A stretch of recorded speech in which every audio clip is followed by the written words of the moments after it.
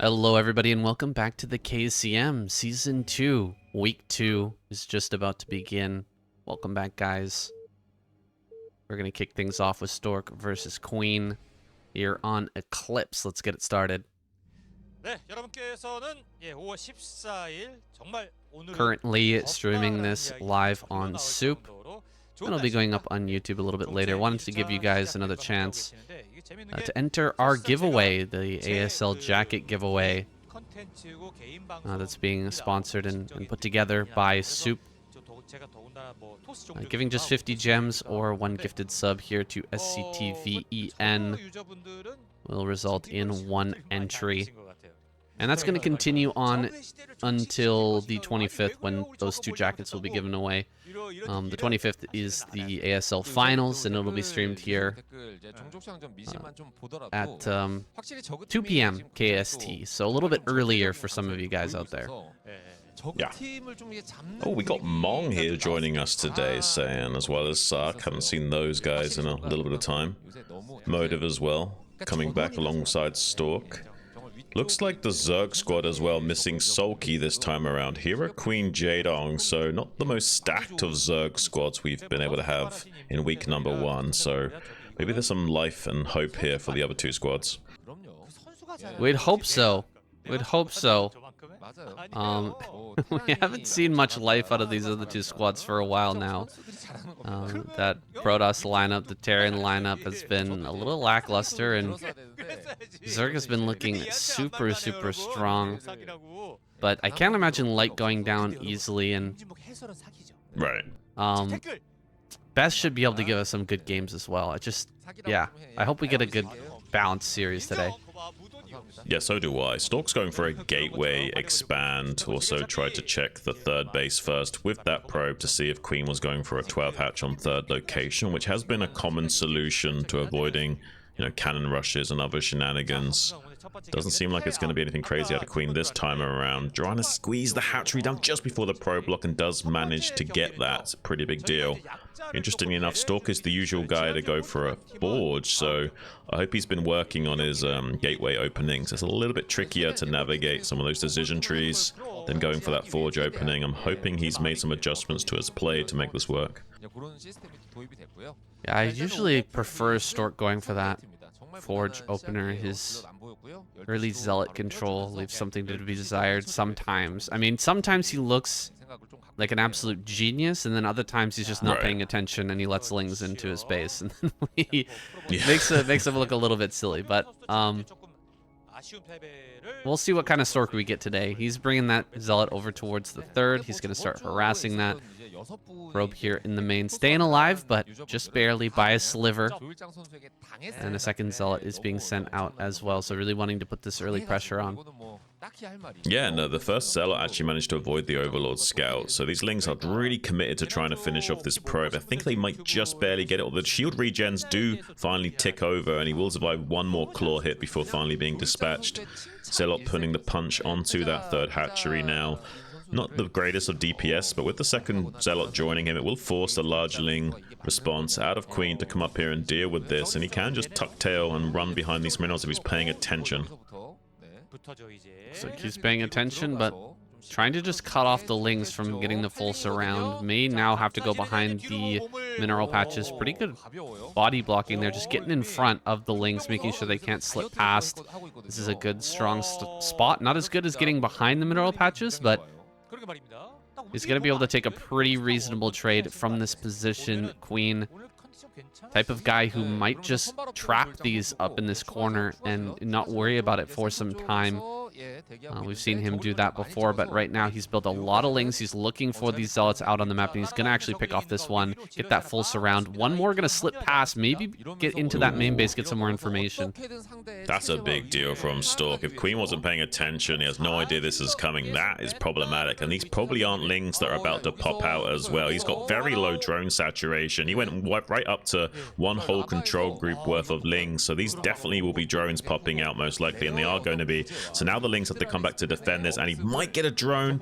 He doesn't quite find that drone kill, but is disrupting some of the mining of Queen. It's pretty good effort from Queen not to lose anything to this, and only pulling off the drones from mining that he needs to. So he is stabilizing his economy against this two-pronged attack here from Stork. Meanwhile, those Zealots at the third still just chilling behind the mineral line. Queen left some Zerglings up there to deal with that if it did try and poke out yet again. So far well navigated by Queen not to take any additional damage, but he has denied mining at this third at least, and hasn't really killed too many of these Zealots for free. So I think when all said and done, this is still pretty even.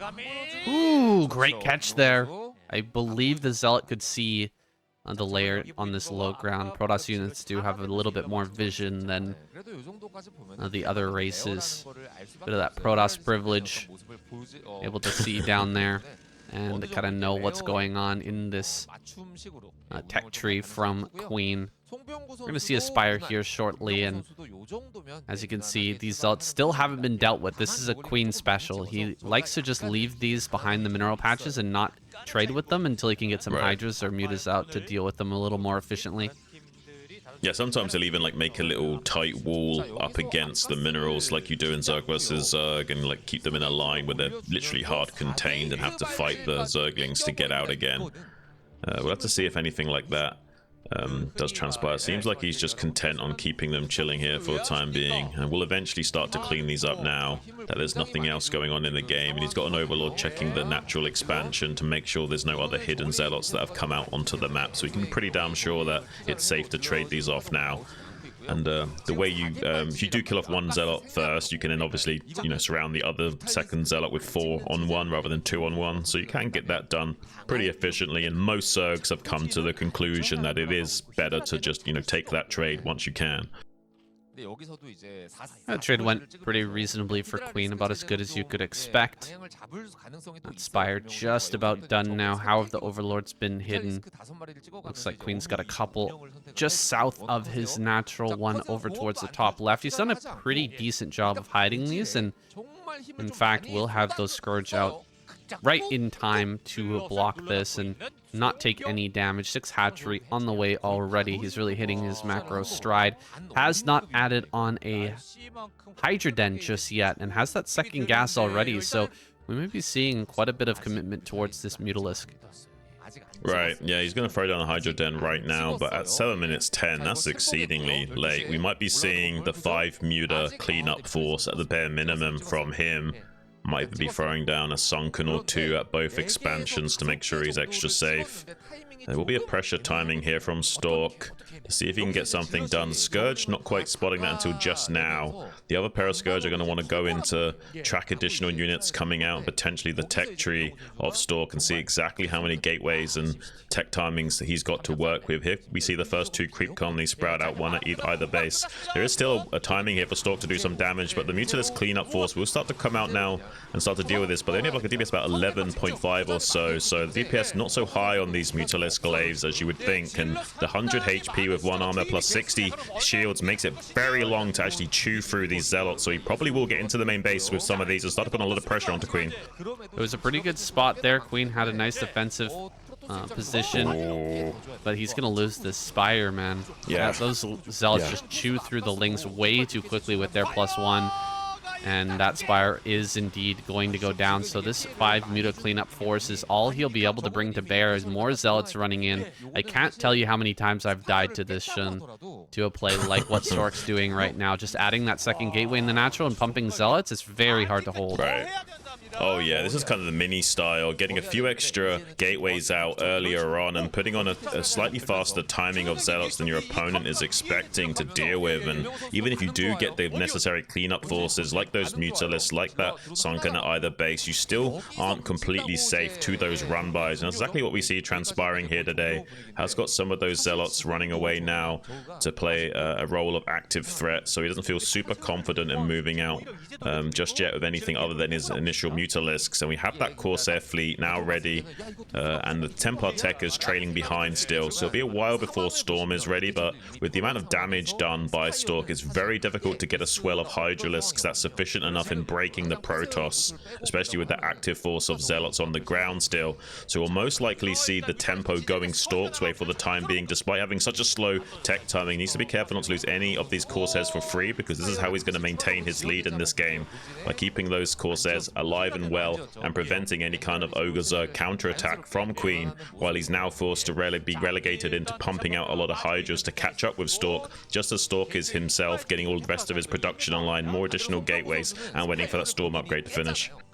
Well, there's no Spire anymore, so there can't be that Ogre Zerg play. He's just going to rely completely on Hydras, and Stork knows it. He can get in here and kill a bunch of Overlords now. Yeah, a ton of Overlord damage is going to go down. He makes this Evolution Chamber, which is pretty clutch. Wish he would have made that during the initial attack into the natural. That would have really bogged things down. And oh gosh, he's actually getting caught on this ramp. Wanted to have Hydras just sitting at the top of that ramp, but instead lets the Hydras come down onto low ground and get completely surrounded. That did not go Queen's way, and Stork is starting to run away with this game. Diving into the main base didn't work out either. These Corsairs are on an intercept course. Can they actually find these? I think they will. Oh, it's so close. I think he is going to be able to trap these into the corner. Yeah, nice split from Queen to save the majority of those, but still some of them will be cleaned up. He did do a good job of getting some compensation by killing some gas probes and denying a little bit of the income of Stork to make it harder to transition into that Templar Goon, but getting on top of these Hydras at the natural third location is pretty good from Stork. He's trading off a lot of these Hydras, even DT intercepting the reinforcing Hydras coming up from the natural, and he's doing a great job of not only supply blocking Queen, but also killing what standing army he has got. Queen's desperate to try and find some kind of compensation for all this. He's got the full Mutalisk and the natural expansion of Stork, trying to clean up a few of those probes that are currently unprotected. So this is something for Queen to kind of make up for the fact that he's getting a bit of a struggle going in this natural third location with how much damage those Zealots were able to ravage them. And he's forcing some storms with just a handful of probes here due to no cannon being there as a safety insurance policy. But I don't know, man. I'm a little bit worried for Queen. He's been supply blocked for a while now, and his Corsairs are still an active threat. And without that Spire to fall back on to just make some Scourge to be a little bit safer against that, I think the writing is on the wall for Queen, slowly but surely. That 11 kill Mutalisk finally gonna go down. Wait, still alive. Never mind. Whoa. 11 kills. Going for 12 now. Finally, it will be taken care of by all of these Corsairs. Kind of a ridiculous amount of damage with just the few mutas that were made off of that initial Spire before it died. Queen is starting to stabilize. Gonna get another Spire going now. Still a lot of Corsairs out, so he probably won't be able to make like a comeback switch into mutas to just shut down a bunch of Templar and give himself an easy hold. But oh gosh, yeah, this Templar coming up the ramp right now might actually be the end of things. It's gonna put down a brutal storm on top of some of these Hydras. Actually, he's gonna hold back on that and wait for the Hydras to come up from the flank, then start to drop the storms as the Hydras are coming up here. Pretty good dodging on those Hydras, making this damage not quite as bad, but dude, I think that this is just about it. The Zealots are on top of everything. He's killing so many Overlords at the same time. He's killing so many drones here, and Queen is just falling apart. Yeah, this is pretty brutal for Queen. I mean, he's done a pretty good job of cleaning up the forces of Stork here, it has to be said. Stork could have done maybe a better job of killing these Overlords in the natural as well. There are still some Hydras that are pinned down in defending that. He's trying to force Queen to not be able to contribute all of his defenders to dealing with any force that come his way, because he's worried that these Corsairs are going to come on the other vector and start cleaning up the undefended Overlords as a result. So far so good from Stork. He's continuously going to supply block Queen. Has got this third base location coming online for himself as an insurance policy behind all of this. Queen's going to be relegated to Battle Zerg mode for quite some time. This is one single Zergling that has spotted this. Might be able to chew through some of these cannons a little bit, but eventually Stork will be able to deal with that and get this base online and make it very difficult for Queen to have a strong mid game here. That went better than I expected, Shun. Whenever I see Templar get right on top of a base like that, and you see Hydras in the mineral line, it's just such a juicy target for the storm. I assume that there's going to be massive drone damage, but Queen somehow managed to get out of that. He managed to dodge. Maybe Stork being a bit too stingy with his storms initially. not wanting to I think throw them so. down and just kill as many drones as possible. He waited for Hydras to come up on the flank and just, you know, buy more time for the Zealots to deal their damage. But Queen did a great job of just maneuvering around that, and now he's in a pretty reasonable spot here. 106 supply. He is going to try to work his way onto a 4th base. A lot of Scourge coming up as well. He's going to catch this. Oh boy, some of these Corsairs are going to go down. Only 3 left, and there's a big Mutal transition coming behind this. Oh, dude, he could get a bunch of snipes on Templar and maybe deny this 3rd base. Yeah, this is actually a big deal for Queen. He could potentially bowl Stork over if he's not careful. That's a strong Mutalisk force, and now the only anti-air is like 2 or 3 Corsairs and the Dragoons, and where there are preemptive storms, there's not a massive swell of Dragoons right now. This is still a predominantly Zealot-heavy army. He hasn't got like the 2 Dragoon Rerex. So here come the Mutas for the snipe. He tries to hover over the Corsairs off those High Templars to protect them. There's few of them going down regardless, though. It's a shame because this was potentially a really strong game for Stork going forward, but it looks like Queen is starting to isolate some win conditions and do a better job of controlling his units overall. I certainly feel like Queen is the superior player in this matchup, and he's showing us that even in the bad spot, he can turn it around slowly but surely. Currently even in supplies as well is Queen, getting this 4th base online now to try and stabilize the game state. If he can keep Stork contained on these 3 bases for quite some time, keep storm dodging, keep trading, and find opportunities to snipe these High Templars, he can definitely win this game. Diving into the natural, he's going to cause a bit of confusion, chaos for Stork. At the same time, though, not paying attention to his Hydras on this flank. Does lose a bunch of those to a single storm. Those are going to be almost worthless as they run on back home until he morphs them into lurkers or gives them some time to heal up. Big group of Hydras being rallied to the front. Queen has not been able to break that 3rd just yet. He's setting up for it, though, and there's not quite enough anti-air here just yet. Stork has remade some of those Corsairs, though. He is getting into that big force that can start to gun down those Mutas really quickly and protect the High Templar. Yeah, I mean, I don't think Queen is out of the woods yet, but he's doing a great job of keeping Stork on the back foot for the time being. He hasn't stabilized his natural expansion. He's going to keep swinging back with these Mutas to pressure this probe line. If there's not a Corsair fleet to defend this, he's also at risk of losing a significant amount of these probes. He needs at least 1 High Templar waiting down there to do a preemptive storm or something. So far, Queen kind of getting away with a murder. Finally, some free Corsairs come out to start putting some neutron flares on that. But there's plenty of Mutas here to fight these Corsairs. A bit of an over commitment from Stork to use these units. He can't afford to make Templars, Goons, and Corsairs right now. So wasting any of those units is problematic. He's trying to now make the square peg fit through the circle hole by shoving and ramming this army down this center lane. But he needs to be careful. Queen will start to set up a flank here. Preemptive storms coming out onto those Mutas as they dive into the High Templars. He protects the majority of those High Templars, starts to blanket those Hydras with the storms. I don't think there's enough to put them into hibernation, though. With good storm dodging, Queen can still make this work. His rally point is under threat, though, so if Storm has just, 3 or 4, maybe 5 storms remaining in this army, he can push all the way. So far, pretty good storm dodge. That's a pretty good sonic storm, though, saying. Starting to ravage through this Hydra line. Stork is starting to do it now. There was just enough juice in the orange to make a lovely, refreshing glass of orange juice for him to start to drink.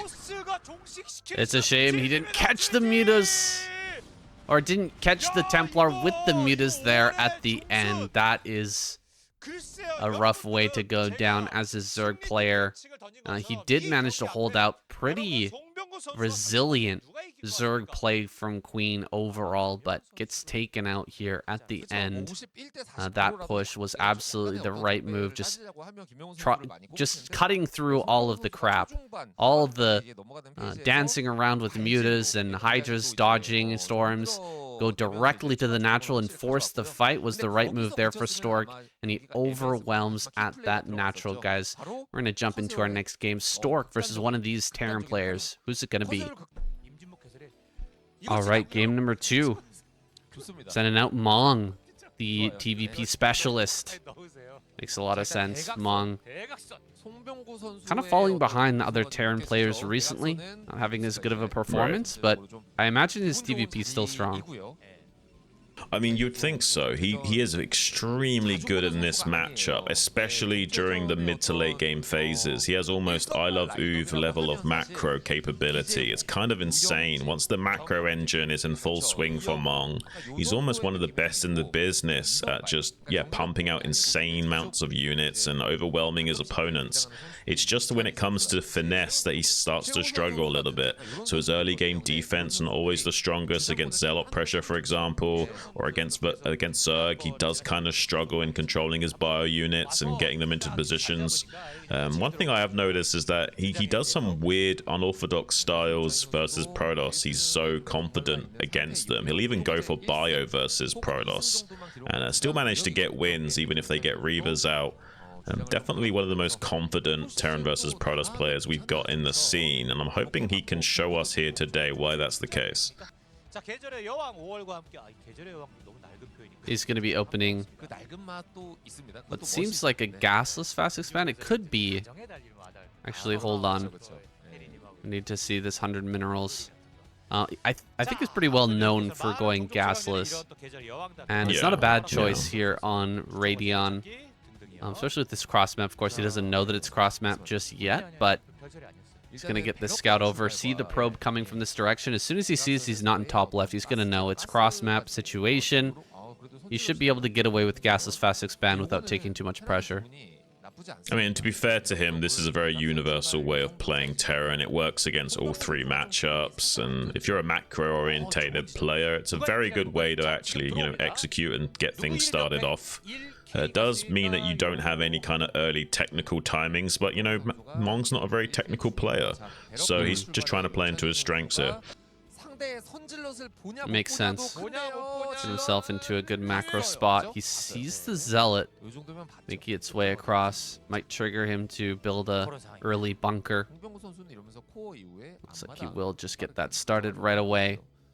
No reason not to. It's a very quick building, and it's going to give him a nice spot of defense. Well, Zealot, if it decides to run by, is going to take quite a lot of damage, and then the extra Marines and SCVs can pop out. Oh my gosh, he's almost going to get that kill. Run by here, as expected. Zealot going to go ahead into the main. I think that's taken a lot of damage here, Shun. Yeah. He should be able to clean that up, and I don't think there's going to be a continuation from Stork. Cross-map Radiant is just too long of rush distances. 38 seconds to come in here and do something. It's just too long for Stork to really make this work. And interestingly enough, like, Mong kind of like is trying to have his cake and eat it. He built the gas, but at a very delayed timing. So he's got a fast CC because of the mineral optimizations, but his factory timing's not going to be too slow either. Which I'm curious, is he going to do like some sort of 1-1-1 play here and try and throw Stork off what the timings will be? Because he has a slightly earlier factory than usual if you are going for a bunker expand. So he's trying to this like new way of playing where he's kind of double dipping into the macro capabilities of that fast CC, but still having a relatively fast tech timing. Double factory, so it won't be 1-1-1 necessarily, but yeah, he will have tanks out really early on, or he could go into a bunch of vultures as well, I suppose.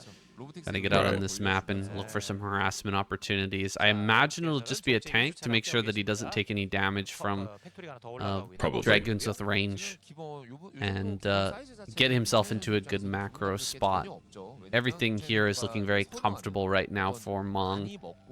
He hasn't really taken any damage. He's cleared the first Zealot, and his CC is ahead of the Nexus of Stork, so he's going to be feeling quite good. Yeah, I think he just didn't necessarily need to build this CC so quick. As long as he's ahead of the Protoss, he's happy, and instead wants to try and double dip a little bit. And, you know, usually in StarCraft, you can focus on 2 out of 3 paths. So you can either go economy, tech, or army. You can't really afford to do all 3 of those things unless you're Flash, and unfortunately you do kind of have to specialize in 1 or 2 things. It looks like he's specializing in economy and tech initially, and then we'll be switching over into either tech army or economy army. Depends on if he wants to go for a Mihu centric style and throw down a lot of factories or not.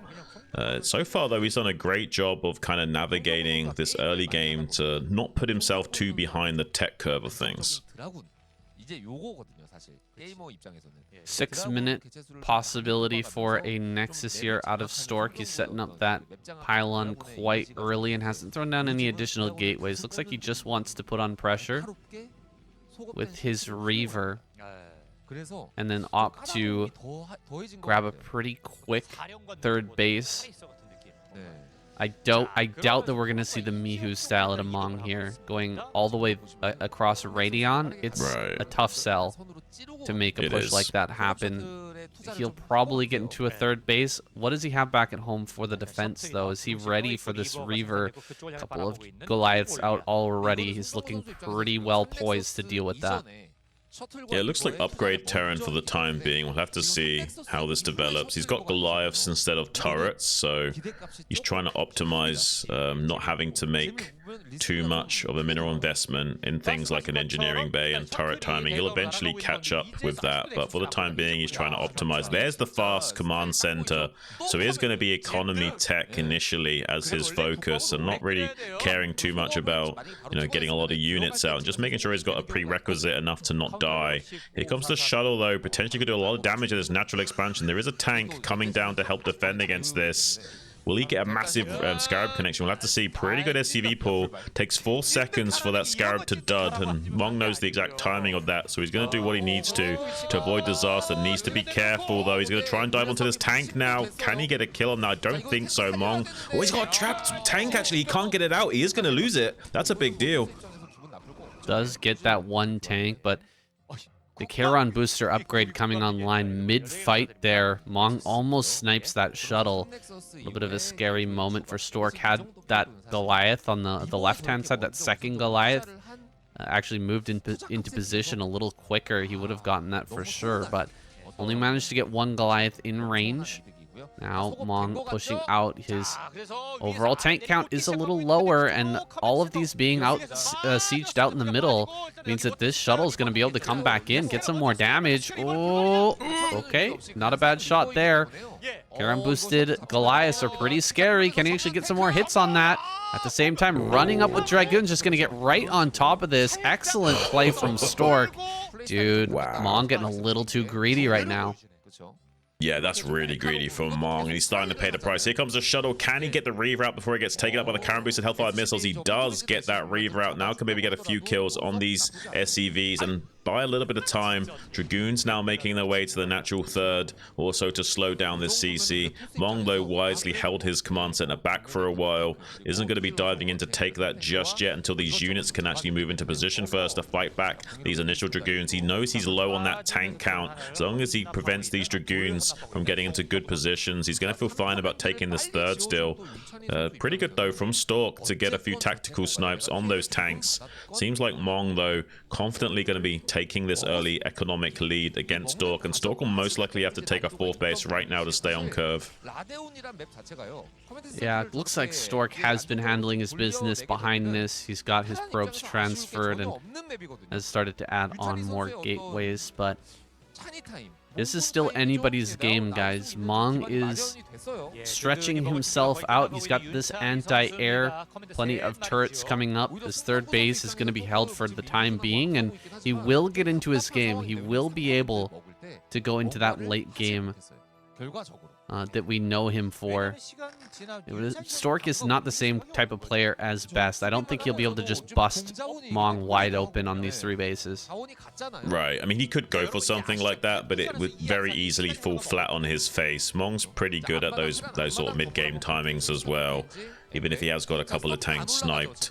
He did start to power up into more and more factories now. He went up to a quick count of 4, now starting to add on a 5th after taking this 3rd. So definitely still prioritizing his economy, but now starting to put a lot of that juice that he's been able to get from the apple tree and start to actually, you know, make a lot of factories. He's going to go all the way into 7 which is pretty much what you should do before trying to take your 4th base in the current meta as Terran. So I'm not surprised at all to see that from Mong. You pretty much will always end up with 7 factories after your 3rd base, just a matter of how you get there. Pretty good shuttle placement from Mong. Actually, will kill this shuttle, even though he gets these Reavers out. He will be able to kill some of these turrets to potentially open up this position for follow-up drops, but I mean, he's pulled the SCVs. He hasn't really lost a lot, so this is pretty good for Mong, killing these Reavers without losing too much, even dudding that Scarab there. So yeah, when all said and done, this is pretty good for our Terran player. A pretty quick pull there. That was a little bit scary for a moment. Stork almost got some big connections there, but in the end, those turrets well placed, managing to shut that down quite quickly. A lot of zealots have been made here, but this does not look like a force that can break through what Mong has. He's just barely passing that 100 supply mark, but he's got lots of turrets. He's got nicely placed supply depots out in the front. He's got turrets everywhere and a good supply of tanks. Plus, he's really getting these factories online now. He's slowly pushing forward here. Forcing more interactions with Stork is a great idea. Just make him continue to react to you over and over again. Get these little pickoffs here and there, and you'll start to extend a lead. He is going to slip by over towards this natural now. Would like to start sniping some of these Templar, but it looks like they're going to be screened for. No, he does slip by. One Templar goes down. A second Templar gets picked off. This is what makes Mong so good, man. You know, he got a scout on the Templar archives initially, and then he put together this little strike force to snipe those Templar. So well played by him. Yeah, he really does understand the intricacies of timings and transitions from the Protoss. He knows when he's going to be flooding Zealots and Templars, so he's safe to just dive in with his Vultures and get some nice little tasty pickups. You can see he's primarily dumping his production into only Vultures for the time being. He wants an active threat on the map to create some map control and to keep Stork on the back foot a little bit while he powers up closer and closer to like 180 supply or so he can actually come out onto the map and also take his 4th behind it. So far so good for Mong. He's also getting that science facility online, but he has delayed that for some time, so he's kind of gone for a middle of the road style. It's not quite Mihu's style, but it almost is, in the sense that his tech is going to be delayed and he's going to be having a ton of units, just not with an upgrade advantage like he would usually have. So yeah, it looks like so far things have been working out pretty good for our Terran player. One thing I would also like to point out is that Stork is a really strong carrier user, but with cross-map Radiant, it's hard to get carriers online. How wide open the map is, carriers are not so good in open spaces. They're way better over dead zones and cliffs, so eventually Stork can take this top left pocket and maybe think about a carrier transition, but only once building them in the top left is a viability. Another dive in towards this 3rd base. You might have storms available with this. Could get a lot of kills on these SCVs. Not as saturated here at the 3rd as one might expect, and so he doesn't get that many kills. Only 2 kills, in fact, on this Archon, which is much less than he could have gotten. And so Mong's just going to eat that. He's going to move into the top left, start to harass. And I like what you were saying before about this map being, you know, so wide open. It's very hard to use carriers. We used to think of Stork as just a pure carrier user. It was like the only way that he played PvT back in the day. But oh gosh, here comes another drop. I can't get my thought out. Drop here into the 3rd base. This one could get way more damage. A lot of these SCVs are very low. Ooh, great follow-up storm there, getting a ton of kills. 6 kills on this High Templar, 5 on this one. So much better at the second time around. Yeah, the first drop is not always the most successful. You're just softening the high HP count of the SCVs as much as possible. So the round 2 is really the killing blow when all those like SCVs on 10, 20 HP just evaporate and the micro of the SCV pools is no longer sufficient enough. But quickly go ahead and finish your thoughts, Sam. Right, the carrier user. He used to be primarily just a carrier user in this TVP matchup, but I think ever since last season, season 18 or Soup SSL season, when he actually beat Mind with just pure, you know, Shuttle Reaver and Shuttle Templar Storm play, I think he kind of broke that moniker. He kind of upended that expectation, and he's kind of showing why he's become more of a strong, more viable player. This is a great storm drop here, right on the 4th base as it's coming online. Doing pretty well for himself, despite Mong getting this 4th base online. He's getting some kills here and slowing him down. Yeah, I mean, this is pretty good. I mean, Stork's getting this base online here in the top left. Meanwhile, though, still looking okay for our Terran play. He's got this 4th base set up. He looks pretty well defended and entrenched here. He can just mitigate disaster by avoiding too many worker losses to those storm drops. He'll be feeling okay about this position. Here comes Stork to try and get some tactical snipes on those tanks by bombing with Zealots, but good unsieges from Mong, denying that. Stork, though, trying to pounce on the unsiege timing and forcing a late siege out of Mong. Luckily, though, Mong is just on top of everything, keeping his army fluid, shuffling it back before sieging, buys him the necessary time. He's going to constantly unsiege when Stork comes in for these bombs as well, to avoid too many losses from just dumping 1 or 2 Zealots out at a time. It's a nice active threat from Stork, but Mong's responding to it. He's dotting his I's, crossing his T's appropriately, really showing his prowess in this matchup. He's now hit that big timing 2-1 is finished. And Stork is still just doing these little bomb attempts, trying to kill off more and more SCVs. That's not the way to win the game. You do need to eventually confront this army. That it's going to come out in force in just another minute or so as Mong passes that 180 supply count. He's going to start to move forward here and dare Stork to take a fight. Here he comes. Stork diving on top of everything.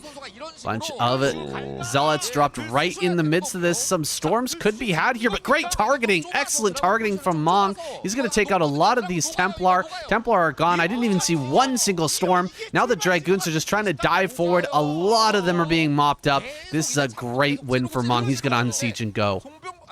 Yeah, he should definitely pull the trigger and attacking. Going to be expanding to the bottom right behind this as well. Just a further insurance policy on this game. He knows there's a big tempo swing going his way. It's going to take a long time for Stork to remax out. He's actually currently ahead of Stork in supply. He can definitely pull the trigger on pushing all the way to this rally point. EMP comes down on that Templar as well, denying any potential value on blanketing that Terran metal with Sonic Storms and slowing down this advance. Mong starting to set up the position. Stork is desperate to halt this in its tracks, starts to bomb out some Zealots on top of these. Here comes the storm drops as well. Pretty good connections, but Mong is staying fluid with his army movement to dodge those. Almost like a Zerg player right now as he surges forth to this rally point location and tries to set up a win condition. Getting right out in front of this natural. Looks like one more storm here. 2 more storms, in fact. Maybe blanketing these tanks. Good fallback position, but too clumped. Too clumped. Stork gonna get another great storm on top of all these tanks. Starting to run out of steam here a little bit. Mong needs to reinforce this position. He's gonna start to send off small groups of tanks over towards these other bases, but he's got to be careful not to get broken here. That's quite a few tanks being sent over towards that 12, and maybe there's an opening for Stork to break out of this containment. Yeah, he's going to definitely try and bomb on top of this. Can Mong target down the High Templars in time? Beautiful Sonic Storms coming out on top of those unsieging tanks as well.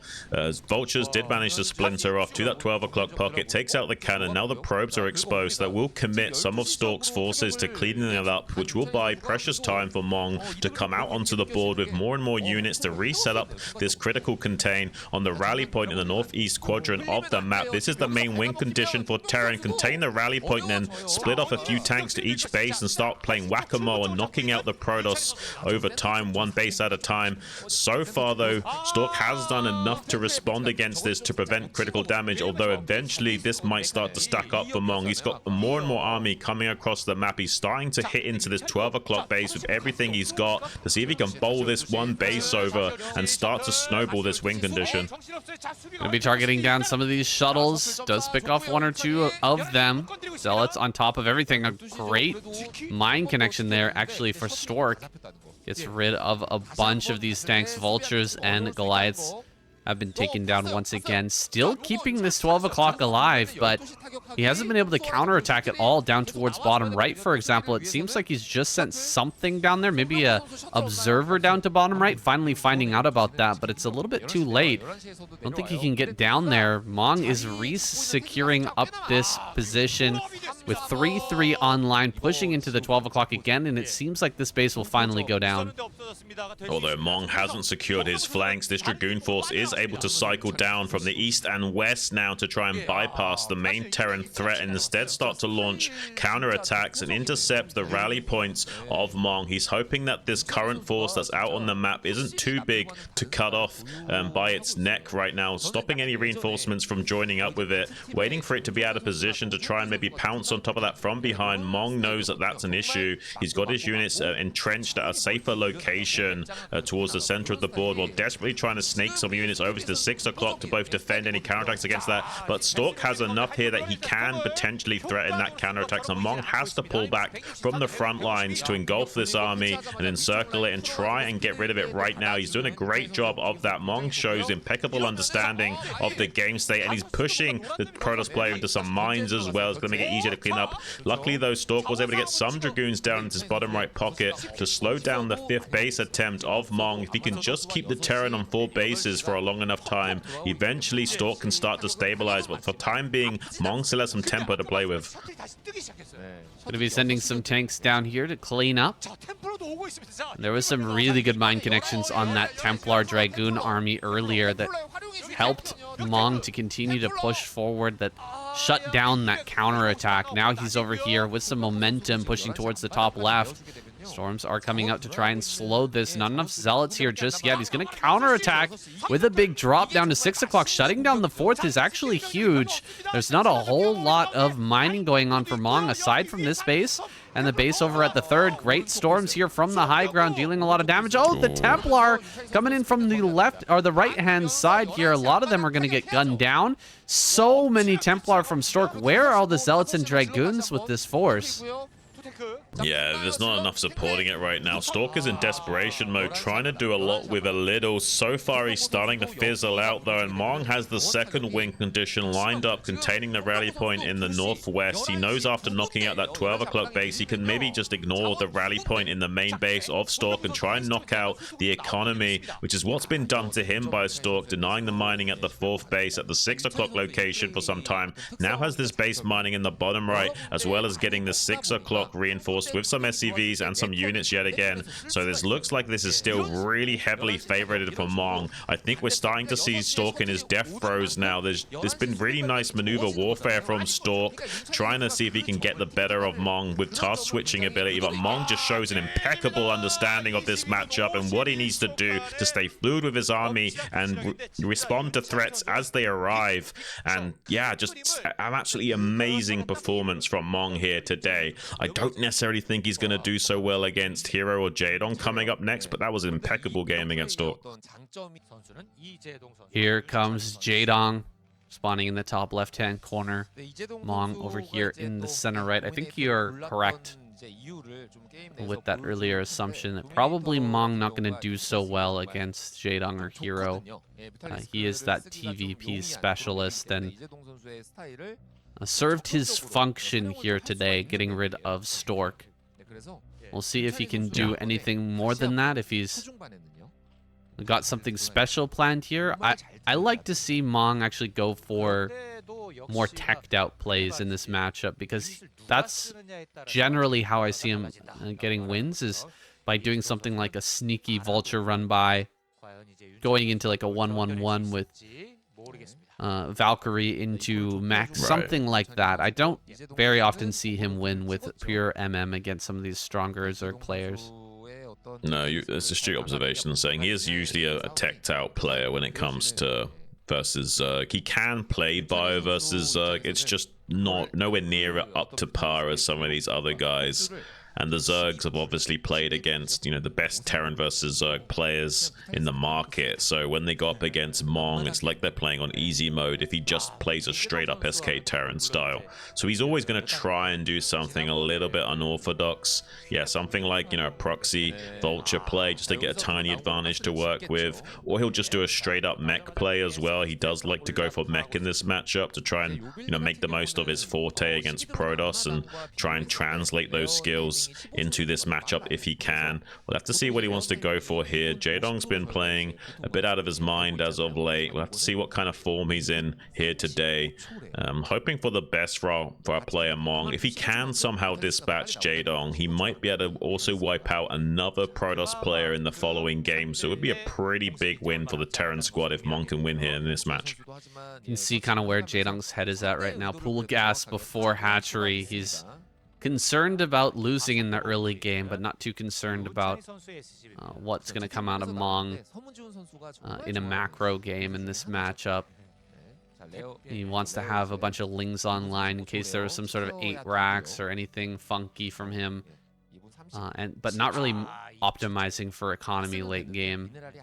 We'll see how this turns out for Jaedong, because this is just a straight up wall. Mong is in a very good spot. He can just make bare minimum number of Marines here and be absolutely safe, and these lings really can't do much. Yeah, I think this is going to be maybe a 2-hatch all-in muta from Jaedong.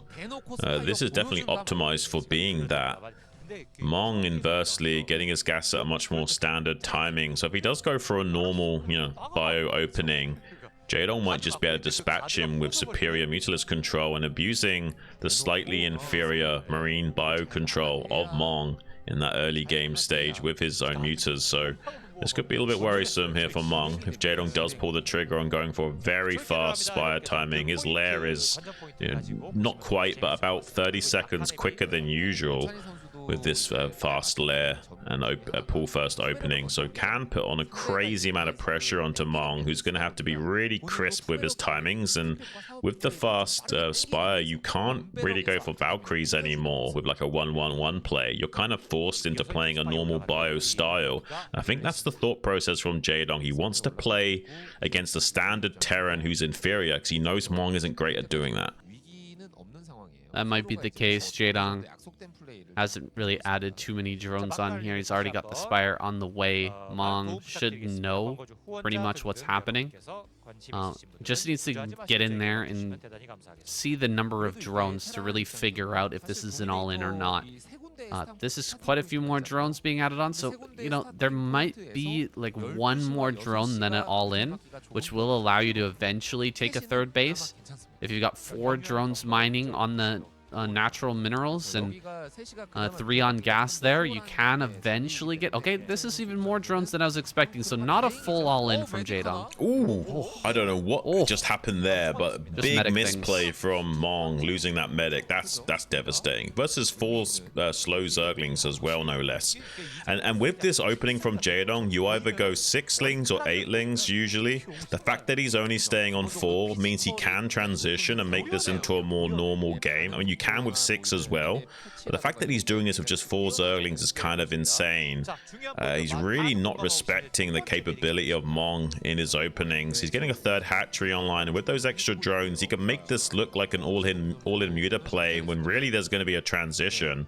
So yeah, he's definitely optimized right now as Jaedong and kind of throwing Mong off of his own beats here.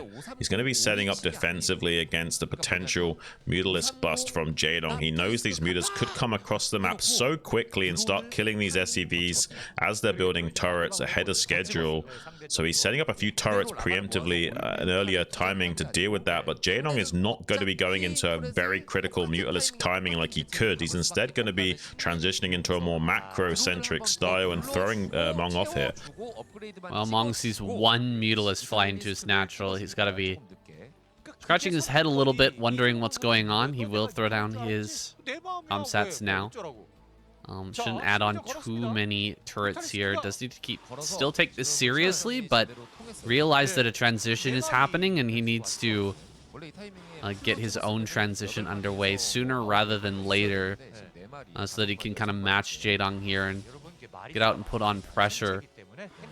Just going after the eBay right now. Oh my gosh, this eBay is getting quite low. Mong just going to come out on the map This is a pretty good sizable force of bio, but we saw earlier, kind of proving our point there that Mong is not the best MM user. Losing his earliest medic is pretty rough, and dude, this eBay is getting so low. He might actually just kill that straight up.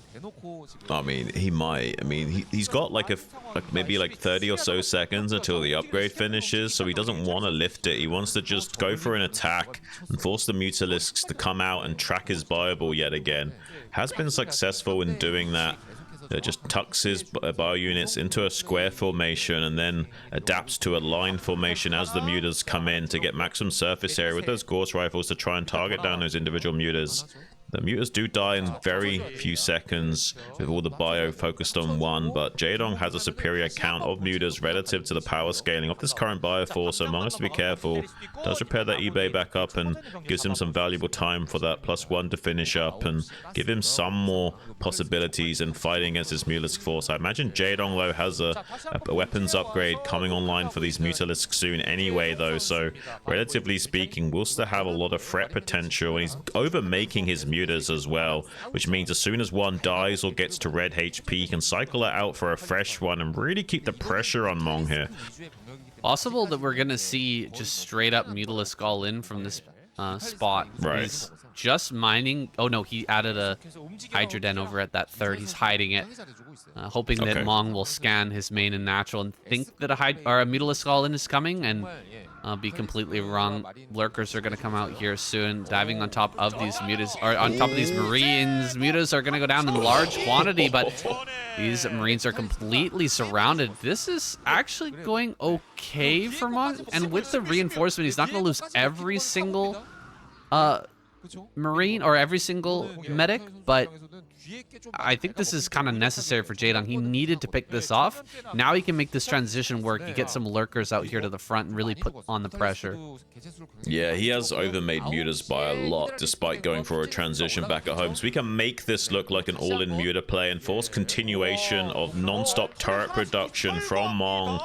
And Mong will be in a bit of panic now, trying to stabilize his production capabilities against this. So even though this isn't technically an all-in muta play from Jaedong, it might still have the same effects. He's bowling over this bio count of Mong and getting on top of the production line. Now he's exposed. He is getting those vessels that are starting to be produced, but it's too slow. He might have been better off going for Valkyries anyway, because there's no way he's going to survive long enough to get enough value out of these vessels. He's completely exposed on his barracks now, and once you get the Mutalisks on top of these barracks and killing the Marines as they pop out, you've only really got the choice of leapfrogging turrets to this production zone before the mutas can successfully start to kill these barracks. And it looks like Jaedong might even be able to kill one of those. Yeah, he's right on top of this, and Mong is falling apart very quickly. We don't actually see the full transition here from Jaedong immediately just sending lurkers over. Instead, he's going to drone up that third base by quite a lot and start to get lurkers over here kind of defensively. He can bring these across. This is not a whole lot of lurkers, though, and there are going to be vessels online here shortly. It's just he's completely shut down the production line of Mong, and Mong is absolutely struggling here. He's not going to be able to get these barracks online again. He's going to be constantly harassed, and we might just see Jaedong win, even though he's built up a bunch of these drones and he's not fully committed to this. He might just bring lurkers to the front, get a defiler over here, and just straight up win. He's killed so many of the barracks of Mong. Mong's in full panic mode. He's remade the barracks in his natural expansion, which will make it harder to move out and deal with the lurker contain that's about to come his way. He's remaking some of those barracks in his main base now. The problem is that he wants to maybe start to blanket these mutas with the irradiates to prevent the damage that comes out from them. That means there's less irradiates available to break out from this lurker contain. He can't afford to make tanks. Jaedong's going to pull the trigger on this fireball right now. Try and see if he can double dip with a snipe on one of those vessels, but doesn't manage to get it. So just going to pull back for a normal lurker contain now. More Scourge waiting in reserve though to pounce on these vessels in a moment's notice. There will not be enough irradiate to both blanket the mutas and the containing lurkers of Jaedong, so eventually defilers will make their way over here. Defiler mount literally just now finished, so consumers on the way, a defiler's probably being built, and in about a minute or so's time that will be ready, and a defiler will be making its way downtown to try and go for this kill move on Mong here, which probably will not be successfully defended. This is pretty rough when you're still building barracks and there's lurkers right out in front of your natural. It's not looking good, guys, and I don't see any tanks coming up here anytime soon either. Still, he has 4 vessels, which does deal a lot of damage. It's going to get rid of a lot of these lurkers. It's just, is he going to have enough irradiate for all the lurkers and the defilers that are coming forward as well? And with Jaedong sitting here on 3 gases, pumping with as many drones as he's managed to put together, it's hard to imagine that he'll have enough. Yeah, there's that defiler now saying it's gonna be just a few beats until that consume upgrade is finished. Mong knows it too. He's desperate in trying to break out of this contain so there isn't this checkmate move available to Jaedong. There's the consume upgrade. He's ready to go now. He'll unburrow his lurkers and surge forward. Mong trying to target those down as quickly as possible, but has to retreat behind the orange clouds of death right now. The Cheeto dust is saturating his controller and getting his hands all kinds of messy. I don't think there's even going to be enough detergent or soap to scrub himself clean after this game. It feels so dirty. That's a lot of Scourge as well. He's daring him to come out and try to irradiate this defiler. These Dark Swarms are getting closer and closer to that ramp. As soon as he gets a Dark Swarm on that ramp and lurkers up there, these SCVs will be dead in the water. Nowhere to run, nowhere to hide. He's pushing in for that kill. Jaedong with the smooth closer here. Not even breaking a sweat. He's just going to get in and finish this guy off. You can see why Mong is brought out as that Protoss sniper. Right, yeah. I mean, they were kind of hoping that he could somehow get lucky against Jaedong and take out another Protoss guy, but his main job is done. Just getting rid of one of the Protoss squad, kind of keeping things even. And, I mean, when all said and done, the triangle of balance in StarCraft is such that, you know, Terrans are superior to Zergs, and Zerg are superior to Protoss and what have you, at least at the pro level. So they're kind of hoping that Light and Sark will be able to do the heavy lifting on finishing off these last 2 guys of Hero and Jaedong. Good that Mong was able to get at least 1 win on the board for their squad. Only Best and Motive remaining, but I mean, Best is a pretty big deal right now against Terran, so that's going to be a good game potentially. GG finally called after that monstrous plague landed on that fleet of vessels. Not much he could do to stabilize that position. There's not enough irradiates in the world to hold off a Zerg onslaught like that. Very tactical, well executed build from Jaedong, making it look like an initial 2-base all-in Muta and then a 3-base all-in Muta, but meanwhile the transition was coming at every turn. Jaedong with a good showing there in that last game. He has been giving us some great performances over this last season. I was expecting him to go even deeper than he did, but he's done quite well for himself. Expecting great things from him in the future.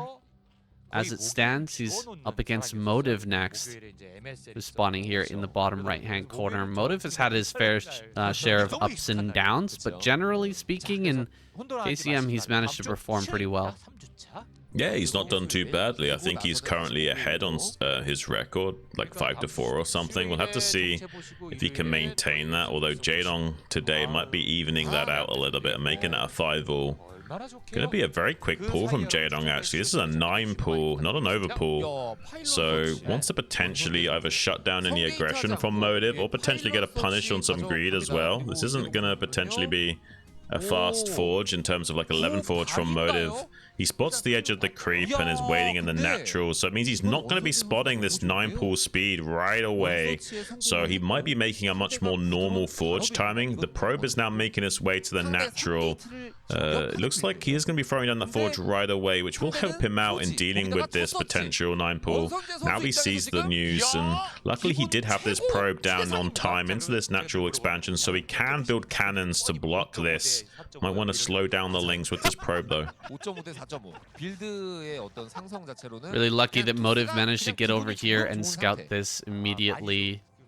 He was definitely thinking about getting a little bit more greedy. Probably just going to throw down double cannon. Makes a lot of sense. Against the 9 pull speed, The double kinda have to. cannon is just so good. It's gonna shut things down perfectly, and it's not gonna put you behind at all. As long as you just hold this, you're gonna be in a fantastic position as Protoss. Yeah, and you can slow down these lings initially with the probe, forcing them to chase you or being ahead of them and blocking a little bit. As long as those cannons are on the way, just as the lings are hatching out of the egg and coming down the ramp, they will be finishing up plenty in time. So the game state will be kind of equalized, slightly favorited towards the Protoss player because of how late the hatchery is, but it's not that big a deal for Jaedong. He can still turn this into a relatively normal game. Forcing 2 cannons early does slow down the Protoss production. You can see how late this gateway is, so Jaedong can get away with not making any additional lings for quite some time. It'll be nothing but drones from here. The main issue is the lack of lava from how late this hatchery will be, so he might even be thinking about like a 2-base Spire play or something as compensation. Big, yeah, I mean, it makes sense. Oh, is this going to be a Hydra den? Oh, maybe a Hydra? Oh, yeah, okay. Hydra, okay. That's kind of crazy. I mean, you don't expect it when you've already got 2 cannons here as the Protoss player, for him to just pull up with Hydras right away, but maybe that can catch him off guard. He's already seen the wall. He looks at it. He deems it possible to break through this, and he can completely deny all sense of scouting here for motive. He's never going to be able to get out here and see this until the Hydras are online and at the front of his base. Well, usually the 2-hatch Hydra play is also known as like the 9-1 or 9-2 build. It's ideal against gateway first because you flood speedlings initially to deal with the zealots anyway, and then that can also block the scouting of the Hydra timing.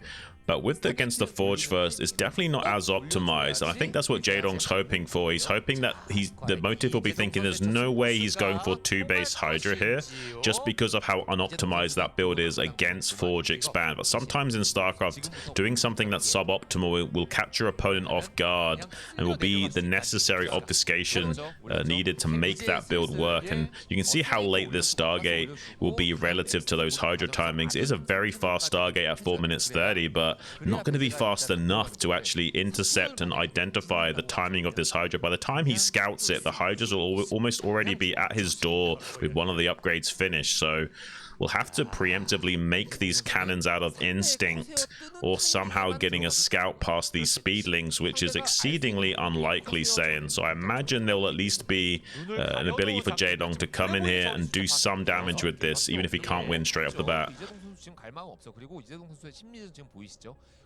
Can't quite move out with these zealots just yet. Wants to try and bait one of them in. Or maybe get a snipe on one of these lings. He desperately wants to get out on the map and just figure out what's going on. The Hydras are making their way across the map now, and there's a very good chance of him breaking directly through this. A 3rd cannon starts. That's actually quite big. Dude, he's actually he's sensing something here. He's not sure what it is, but he's gonna start that extra cannon, and he might even start another. He actually starts one in the main. He's concerned this might be that 2-hatch Spire play that you were talking about. Right, yeah. He might be a little bit worried about that. The way he's positioned that cannon makes me think that he's hedging his bets against a potential bust as well as protecting his mineral line. Here comes the bad news for motive, that it's going to be on the front. As you can see, the Hydras are already ready to start busting as that Corsair comes in. Now they can start gunning down the individual zealots and breaking through enough room to start gunning down the cannons over the wall. Here come the probes off the line. He needs to desperately pull everything he can to screen against this. So far, so good for motive and holding that line. The other 2 cannons might warp in soon, but Jaedong will be hot on his heels, breaking open his pylon to create some more space for him to work with, and diving forth to start isolating these cannons just before they warping in. It's very common for Zergs to wait for the last warp in animation before pouncing on the cannons like you can see here, and using them as like clocks to tell him when it's time to go in to actually start popping those. So far, it looks like motive has held the line and is going to have to be relegated to picking off this Forge's. Jaedong will be stopping the upgrade from finishing and killing killing the gateway, but not accomplishing much besides that. Looks like Motive will be pretty comfortable in this game, despite it looking pretty dangerous for him right now. He's got a lot of cannons on the way, and he probably will be able to hold the line against Jaedong as long as he's smart enough to keep all these probes here. Ooh, he's gonna pull some of the probes back. Gotta be careful. This is pretty darn all in from Jaedong. If he doesn't break right now before these cannons finish, I think Motive just gonna be in a kind of almost unlosable position. Dude, his spot is so good right now. Motive, he absolutely saw the Matrix there when he decided to throw down that third cannon. That third cannon was not supposed to be there. There's no reason to have that if it's any sort of a normal follow-up from Jaedong, but he thought maybe it's going to be some sort of two-base play. Might as well throw that down. It'll cover the mineral line in case of mutas, and it'll help me out in case of Hydras, and that turned out to be kind of the winning choice here for Motive. Let's see if he can close things out from here, or will Jaedong be able to find a way to bring this one back. It's tough. It's a long road, but maybe he can make it happen. Right, yeah, Jaedong's going to hope that enough defenses were made in the way of cannons and the probes were pulled off the line for a long enough time that he has got a transitional point, throwing down that third base, also getting a macro hatchery set up. We'll be throwing down a 5th macro hatchery at the third base now as well. We'll be going into a totally normal game from here when all's said and done, but I mean, honestly, I think that Motive still got this in the bag. This is probably a 7-3 favorite for him, based on what I can see on the screen right now and studying the minimap. His gateway timings look pretty good as well. Like, it's not even 9 minutes, and he's already starting to throw down quite a few gateways in his main base. These would usually be about a minute or so quicker, but that's kind of like when you play 8 racks against Zerg. Everything kind of gets pushed back by at least about a minute in terms of relative tech timing, so yeah, when all's said and done, this still looks really good for Motive, and I don't think he took enough dent into his economy from this Hydra bust to be worried. Yeah, Jaedong's been pushed back by way more than a minute. You can see his extra bases coming online just now. Third base is just coming online here, nearly the 9-minute mark. And so he is going to be really struggling in this game. He'll have to have some amazing Hydraless control, dodging storms, you know, getting big snipes. But in the end, like, the numbers are just not in his favor. He'll have to twist those somehow into making, you know, 2 + 2 not equal 4 and not equal a win here for Motive. He's just got so little to work with. You can see he's not even got lair. No overlord speed means he can be completely abused by DTs. He's just going to be sitting here with no... Oh, wow, he's just no lair at all, making a huge round of Hydras. He's going to try for another bust. Dude, this is dead in the water. There's so many Templar here.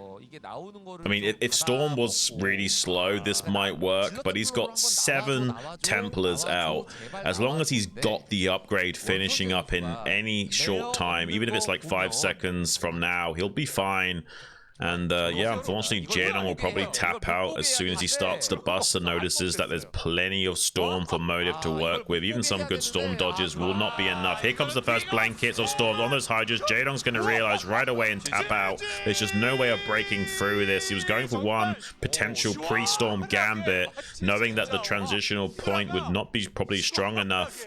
And yeah, even like a 20-30% win chance was probably unlikely there for Jaedong in a normal macro game. So he was wise to at least attempt something and then just give up.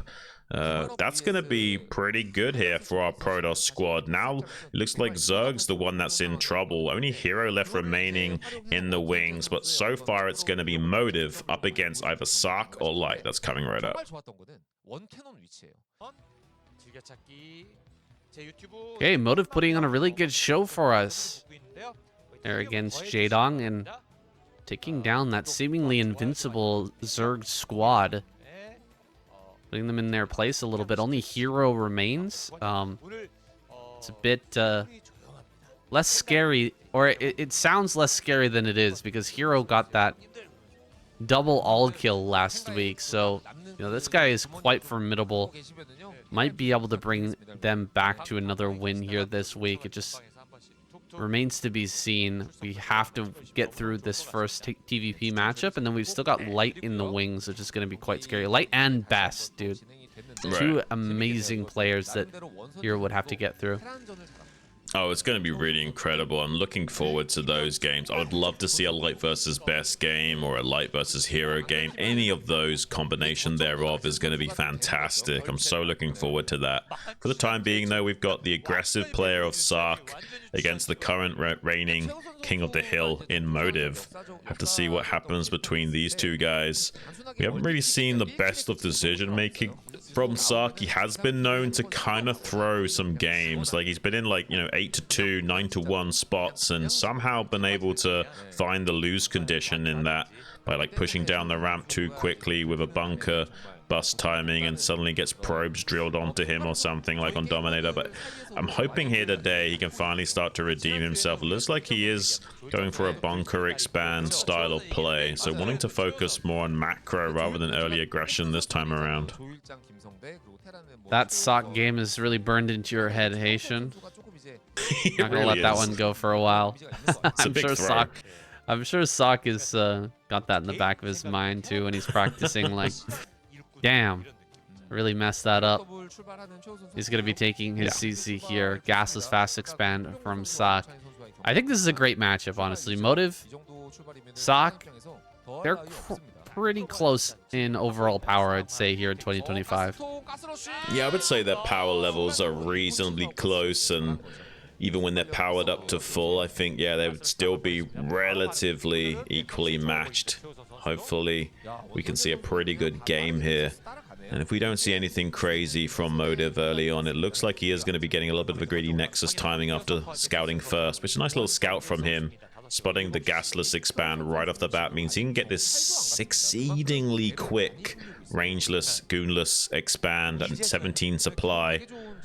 And that will kind of equalize the power scaling ever so more. But still, though, Sark getting the better end of the stick in this early game with that fast CC. Kind of interesting to see him put this bunker so far out. That is a little bit far from the mineral line, which can be hard to pull SCVs. If you really need to pull SCVs to keep that alive, it can be difficult. But it's also going to give him a better jumping off point to maybe slip vultures out a little bit later. You don't have to, you know, push back the Dragoons quite so far to actually get a vulture out on the map. Yeah, he's going to have a quick follow-up here into Factory. I don't think there's going to be a lot of harassment done by Motive. We're going to be accelerating here into the next parts of the game.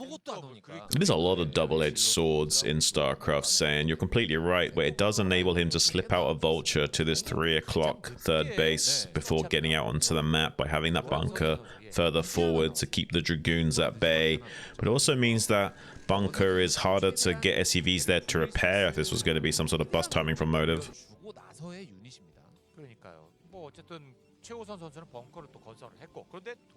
And doesn't seem like Motive wants to do anything like that just yet. This SCV getting in would be quite big, so Motive making sure to block that ramp. Engineering bay going up back at home. Robotics here on the way. Reaver's going to be the choice from Motive. See if he can get some damage. This is a tough map to defend Reaver on, is my understanding here. This is not a lot of fun. I don't play much Terran, but you can just see that big space behind the mineral line and this long extended main base as well. This kind of boot-shaped main base. I don't like the feeling of trying to hold Reaver on that on this map. He's gonna need a lot of turrets, that's for sure, saying.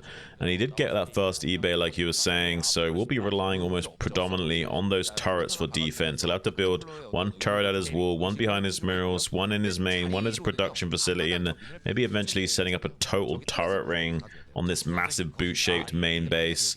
Either way, though, it's almost too impossible to get a pure turret coverage like a turret ring, which Terrans can sometimes normally set up. Just because of how big this base is, it's almost impossible to stretch yourself with turrets everywhere to cover every single possible angle. You're usually just leaving open pockets to be exploited from the Protoss player, and Motive knows that as well. That's why we see such a fast robotic support bay timing from him, optimizing a slightly earlier Reaver timing so we can come in here and potentially get some big Scarab connections on those SCV trains. There's that turret behind the mineral lines that's so important, at least for Sark here. I wonder if you can build one turret on the high ground just below the natural and have that cover the whole, like the whole main base, that sort of like toe part of the boot. Just put one tank there. I'm not sure about that.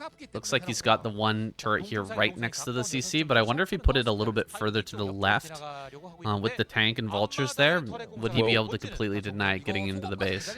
Well, yes, but then you give more options for the Protoss to like land the Reaver and snipe the turret and open up the pocket, whereas being closer to the CC like this, he can, you know, respond to that threat actively by sending units that are popping out of his factories. Beautiful mine connection potentially, but doesn't manage to find it.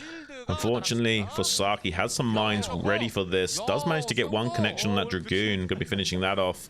So far, so good. Hasn't been able to kill too many of these SCVs with this Reaver, so Sark doing a pretty good job of defending against this. 2 HP on that tank, gonna be repaired up. He has managed to avoid disaster with that mine connection on that Dragoon. Could have at least gotten a tank kill if that didn't go down. It's kind of close. I mean, good hot pickup from Motive to keep that Reaver alive. But really didn't get too much damage going. I like the way that Sock was pulling back the tank, making sure it didn't take full damage from the Reaver Scarab. And if you're running away from splash damage, it ends up being less overall damage. A dive by into the natural, gonna jump right in behind these mineral patches. The shoe's on the other foot now as he gets in here, dealing this harassment. Motive gonna lose quite a few probes. We'll trap these vultures back here though and eventually eliminate them. Oh! Scary moment there as that mine almost connects on the full mineral line, but manages to avoid disaster. Looks like he's got a miss rally with one of these CCs, just sending SCVs over to that center right. Sock thinking about taking that base potentially really early on here. You know, pre 9 minutes. That's quite a fast base, but the map is such that you can make this work. Just setting up some supply depots here on the high ground, you can kind of cover your rally point and your third base with tanks on that high ground. Yeah, it looks like he's just barely going to have enough threshold of units to hold this. Supply is currently even and has got some tanks and turrets in critical locations to cover the transitional point of weakness between those two bases. Now flooding the CC over, starting to wall off that ramp as well with some depots. I don't think there's enough production from Motive to punish this. He's more focused on setting up his own third base.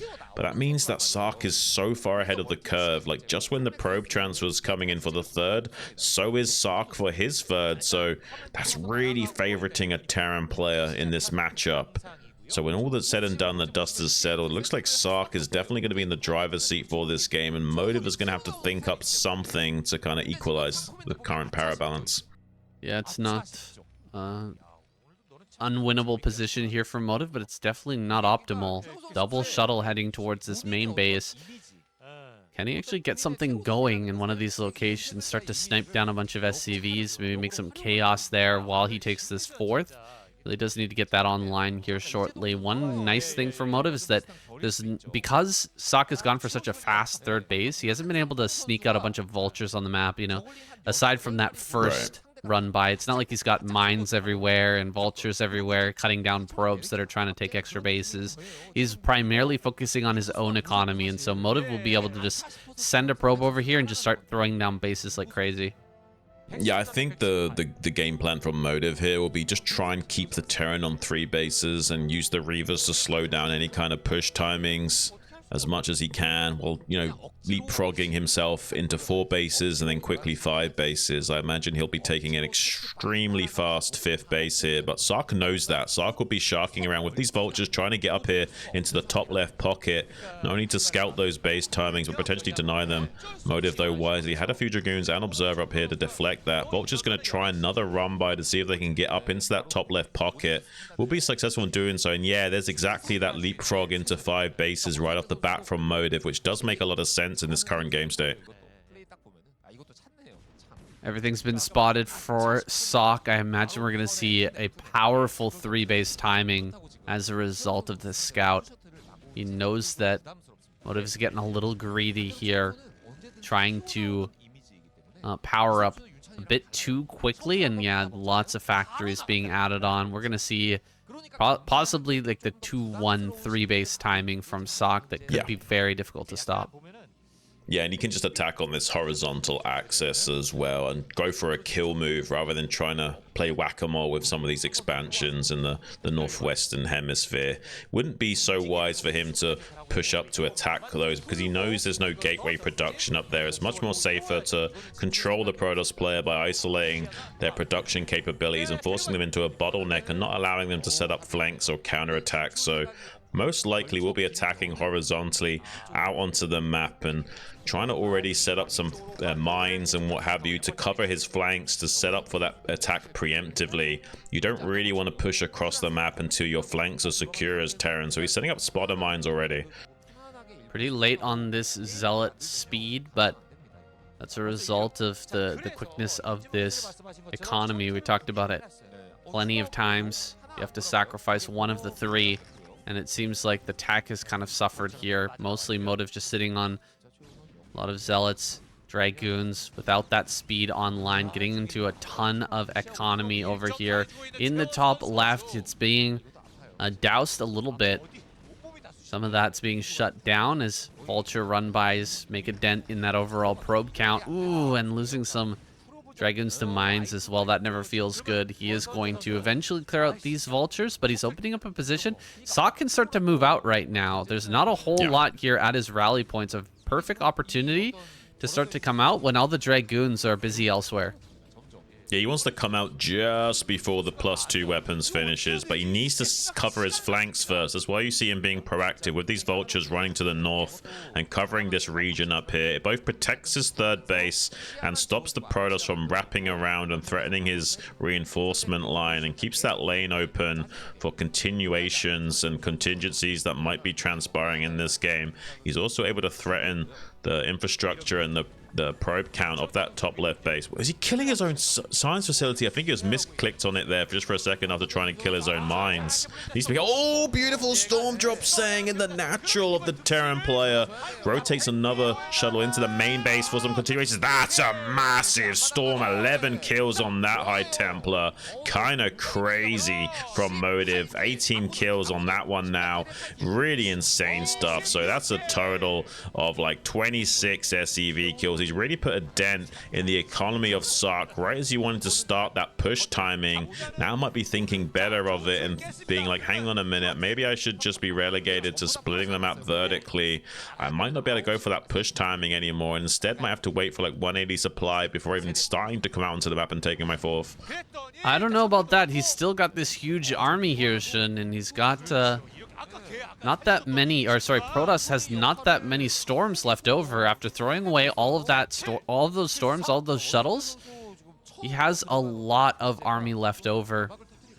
Sock has a lot of army left over, and Motive just doesn't have the splash damage really to deal with him. He snipes this Templar. There's almost no Templar left with this. He is starting to spread northward, but I'm kind of surprised to see him not just pull the trigger on an attack, considering how much was actually spent there by Motive in terms of his storms. He doesn't have that big of an army. He's actually going to drag a lot of this over towards that top left. Is this the time to unsiege and go? Right as these Vultures make their way into top left and start to do this harassment, so much army is going to be pulled over here to deal with this. Right, well, this might be a trigger for him to attack if he sees that the army is all the way in the north part of the map here. He might be thinking about it, but he's also hesitant to do so because that is a big lose condition here for the Terran player until they resaturate and get a potential fourth up online. If they do just push out onto the map and lose their tanks, there's no real way of recovering from that.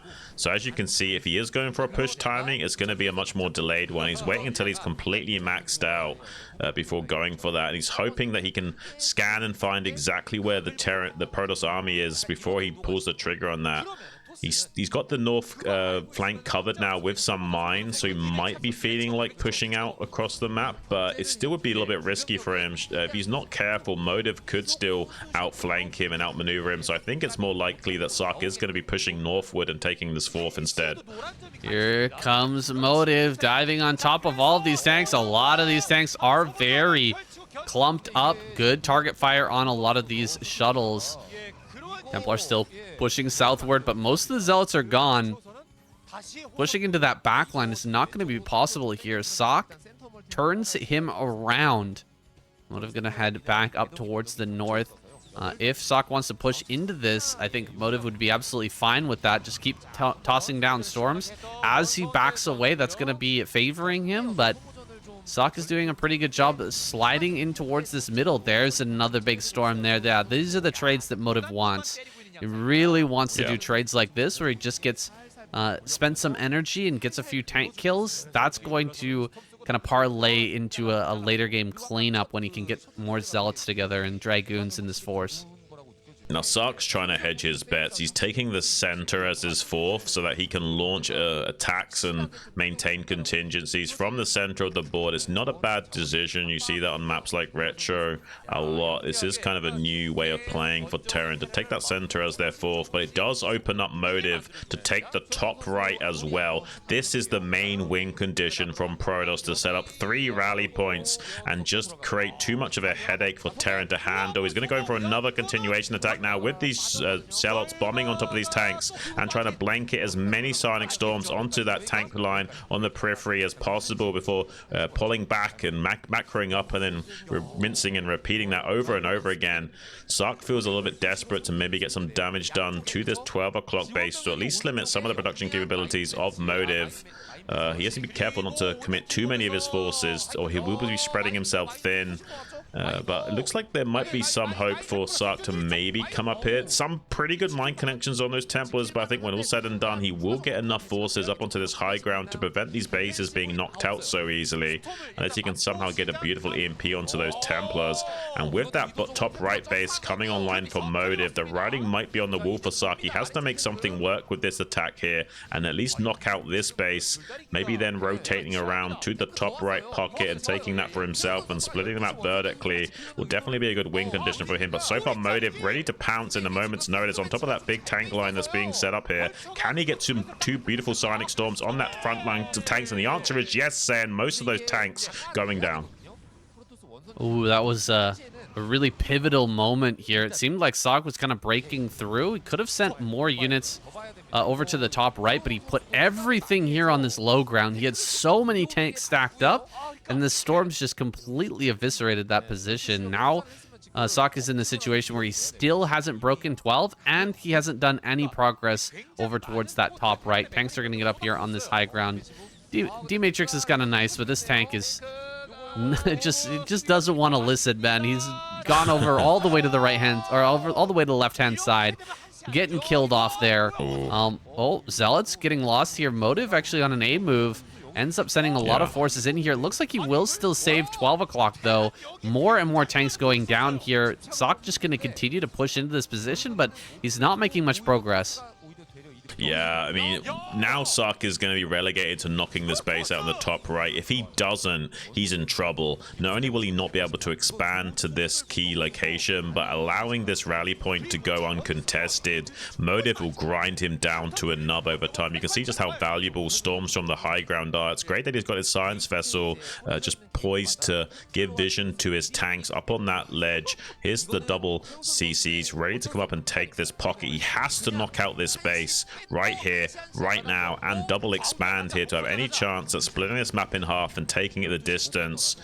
Can Motive get enough forces mustered to come over in and try and counter this? Here comes some 2 speed shuttles with some units to try and disrupt this effort from Sark. Sark is extremely desperate in this situation. He has still got a pretty healthy economy to work with, but if he doesn't get these 2 bases online right now and take this rally point away from Motive, he will be in trouble. Looks like he can't get these forces mustered in time, but maybe he can catch up here in the middle of the map, crush all of these tanks and break through this position. Ooh, these tanks are pretty well spread. Some good storms though, hitting quite a bit of this, and some zealot bombs from behind as well. He's actually clearing out a lot of these tanks. Sock is being pushed out of this middle of the map, and he will be forced all the way into the top right. He has those 2 CCs setting up in that top right, trying to split this map, but Motive taking the center is a really big deal. Yeah, I mean, he's limiting some of the capabilities here of Sark. Killed quite a few of those SCVs in the Storm as well. I would still say this game is fairly even for the time being. It could still go Sark's way if he gets these two bases set up in the top right.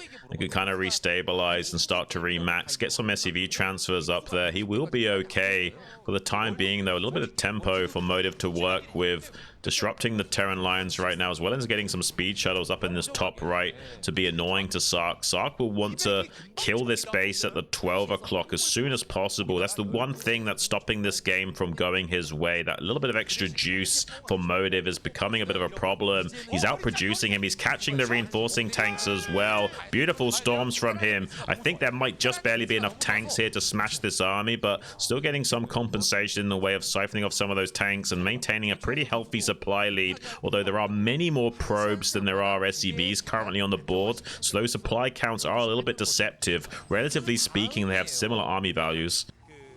I think it's time for Motive to possibly take the 6 o'clock.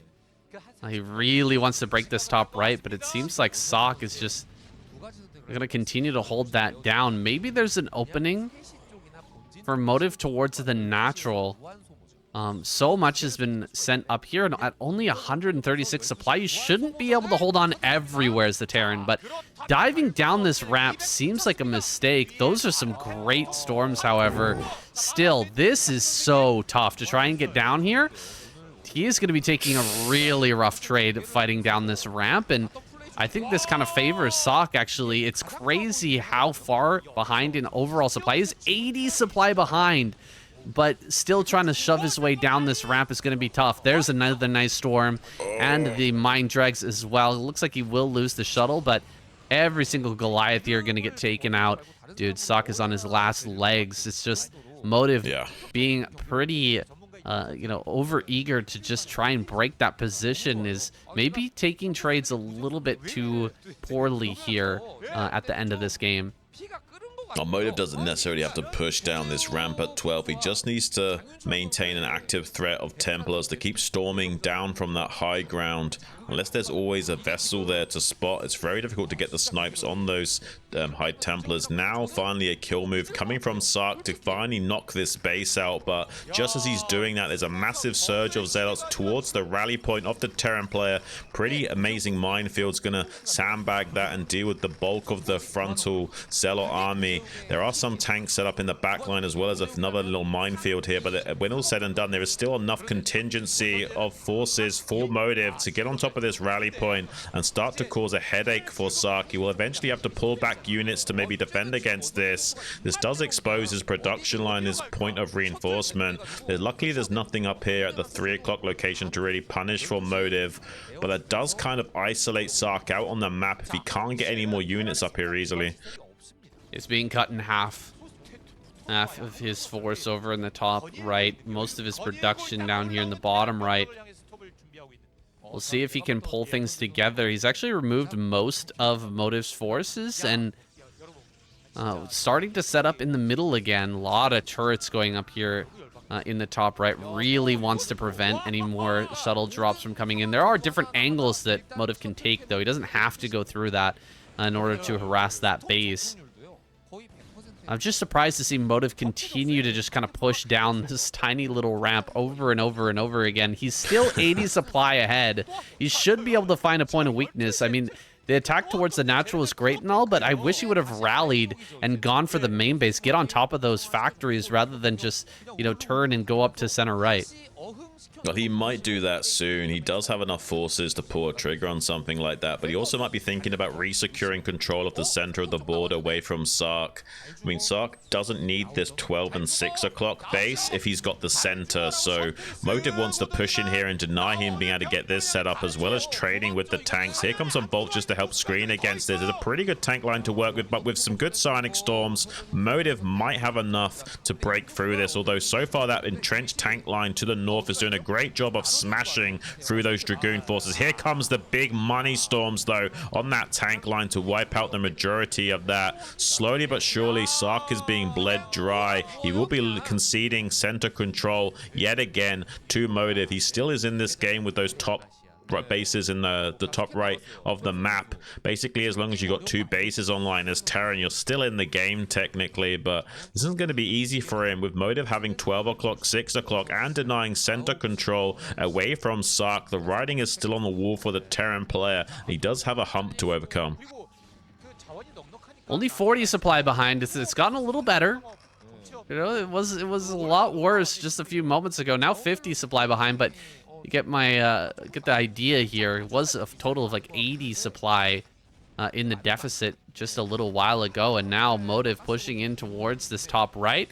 That's a little bit tough to break through for sure. Motive should be able to max out again here pretty darn quick. He's got so many gateways and a pretty decent bank to work with, so he should be able to hit another big 200 army. Just where is he going to send it?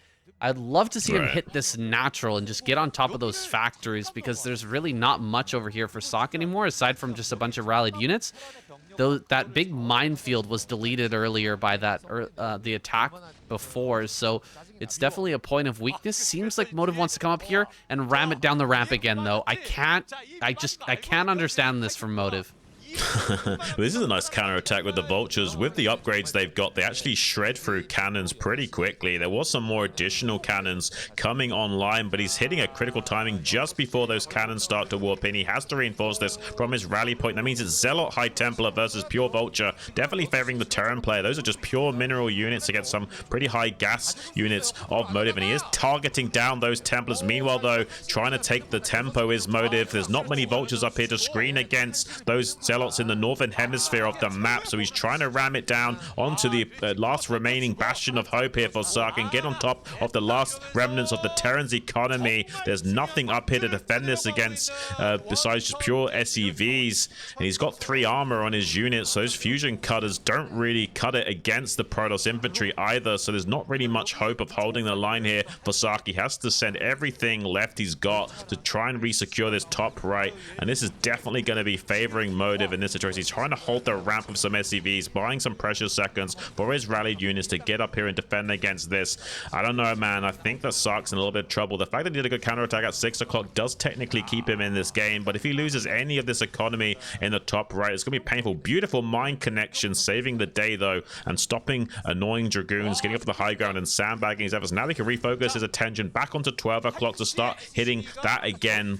Motive has done a great job of making a strong late game scenario in here. If he can keep center of the board control, get this 6 o'clock saturated again, he will still be able to make something happen. Has got this carrier transition that could come online later, but he hasn't got enough resources to actually get those carriers yet. He has to establish control of 6 o'clock yet again. Sark non-stop hitting that base over and over again with Vulture raiding parties to deny that from coming into fruition, though. So a lot of hope here for Sark to hold the line. Eventually, though, I do feel like Motive is going to wear him down. I feel like Motive is crashing out right now. I really do, man. Yeah. This guy, how is he messing this up? He's still fighting here on this high ground, trying to break down this ramp. This transition is just not going to happen. I don't think these are some great storms, but no, I feel like he should have been able to close this so long ago, and Sock is really hanging in there. He barely has anything. And again, he's kind of holding this low ground, and Motive is just kind of shoving it down, just continuously throwing away army here. Motive definitely gonna mine out first, except for the 6 o'clock, right? That one hasn't been mined too much. It's been harassed quite a bit, but those bases in the top right were much less saturated for much less time. Pushing up this ramp again, Motive gonna bring even more forces up here to try and sandbag this, but the Nexus is starting to go down. A lot of probes are gonna start to fall here. Diving on top of this mineral line. Can he actually get some big storms, get some big damage here, actually kill a lot of these SCVs? He is getting quite a few of those. Missed that last storm, and actually a lot of those do end up surviving. Still, just 30 supply behind. Dude, Sock was actually even in supply before all the SCVs went down at that third base a little bit earlier. pushing up into this top right again. I don't know if he can break this. This is so many tanks, mostly Templar here. The Storms are going to come out. Vultures are going to try to snipe this. Tanks are going to be sieging up here. They're sieging a little bit too close. Can he actually target all of these down? Army is coming up from behind this. I think Sock can actually hold. This is ridiculous, guys. Dude, Motive is not going to break this still. Yeah, this is kind of insane. Sock's done a great job of holding the line with such a few count of units and has finally knocked out this base at the 12 o'clock, but there was enough juice starting to be extracted from the fruits of his labor from that 6 o'clock base being restabilized that he will be doing a carrier transition. I just hope that Sock can sniff this out. If he doesn't realize that a carrier transition is on the way, he's going to be in trouble. If he just stays defensive, I think that Motive is still going to be successful, but if somehow Sock can find the trigger pull after seeing that carrier transition, he can still make this work. And although I think that there might just barely be enough left for Motive to go the distance, he's denying some mining in this top right base. There will not be enough money for Sock to get the Goliath count that he needs to fight off these carriers from Motive that are coming online soon. They will be putting 4 at a time as well, so jumping from a power spike of 4 to 8 will be crazy. It will be hard for him to afford that. So if Sock can somehow cripple what little remnants of economy there are for Motive, that's a big deal. If he can get these tanks to the 6 o'clock location and start to knock this base out, he won't be able to afford interceptors for long, so Sock could still win in that eventuality. It's an absolute crazy game we're having here between these two players. Motive doing the right things, but not necessarily executing to the best of his ability. Here come the first fleet of carriers, though. If there's not enough Goliaths out here, he will just bowl the Terran player over. Luckily for him, he's got 3-2 upgrades on those mech units, so the Goliaths will fight well. I'm not sure what the carrier upgrades are, just one shield upgrade. I'm not sure what the weapons upgrades are. If he doesn't have that many weapons upgrades on those carriers, I think that Sark can still make this work. Ooh, some pretty good Sonic Storms though, Sam. Some pretty good target fire there from Sock as well, killing off most of those Templar. Only got the one Storm, and so this push will continue. Carriers making their way over to the top right. They're going to try and just shut down this economy as quickly as possible. Sock has hardly anything left, but he's dead even on on overall supply right now, which is just insane. Like, right. This game has been so back and forth. I think that Sock is gonna lose now, but Motive almost had like just an epic throw in this game. Yeah, well, he's knocking out this last mining base for Motive, so he can't produce non-stop interceptors. There is still a win condition here for Sark. If he can somehow take 12 o'clock sneakily or something, he's got the middle. If he can hold on to one of these bases without Motive knowing about it, he can win. But if Motive is on top of things and knocks out the CCs in the right order, yeah, I think he's still going to close out this game. The question will be, oh, there's an observer to see that center base, so I think Motive is going to potentially win this game now that he knows about that middle base. He hasn't got any minerals left of his own to keep remaking interceptors, so as long as he's careful with these carriers, he will win. But if he somehow didn't know about this center base from Sark, Sark would eventually overwhelm him by killing the interceptors off and slowly whittling him down to a nub. But as it stands, it looks like it is going to be a Motive victory when all's said and done, as long as he executes appropriately with this. Why are you killing these turrets up here? That is completely unnecessary, Motive. What are you doing? He wants to open up the lane to the 12 o'clock. I guess he doesn't want to fly down south and then around. He wants to kill these turrets, go to the left, and then hit the center of the board from a different angle. I'm not too sure I agree with this decision making from him. I guess he knows better than me, though. I'm definitely not a pro gamer.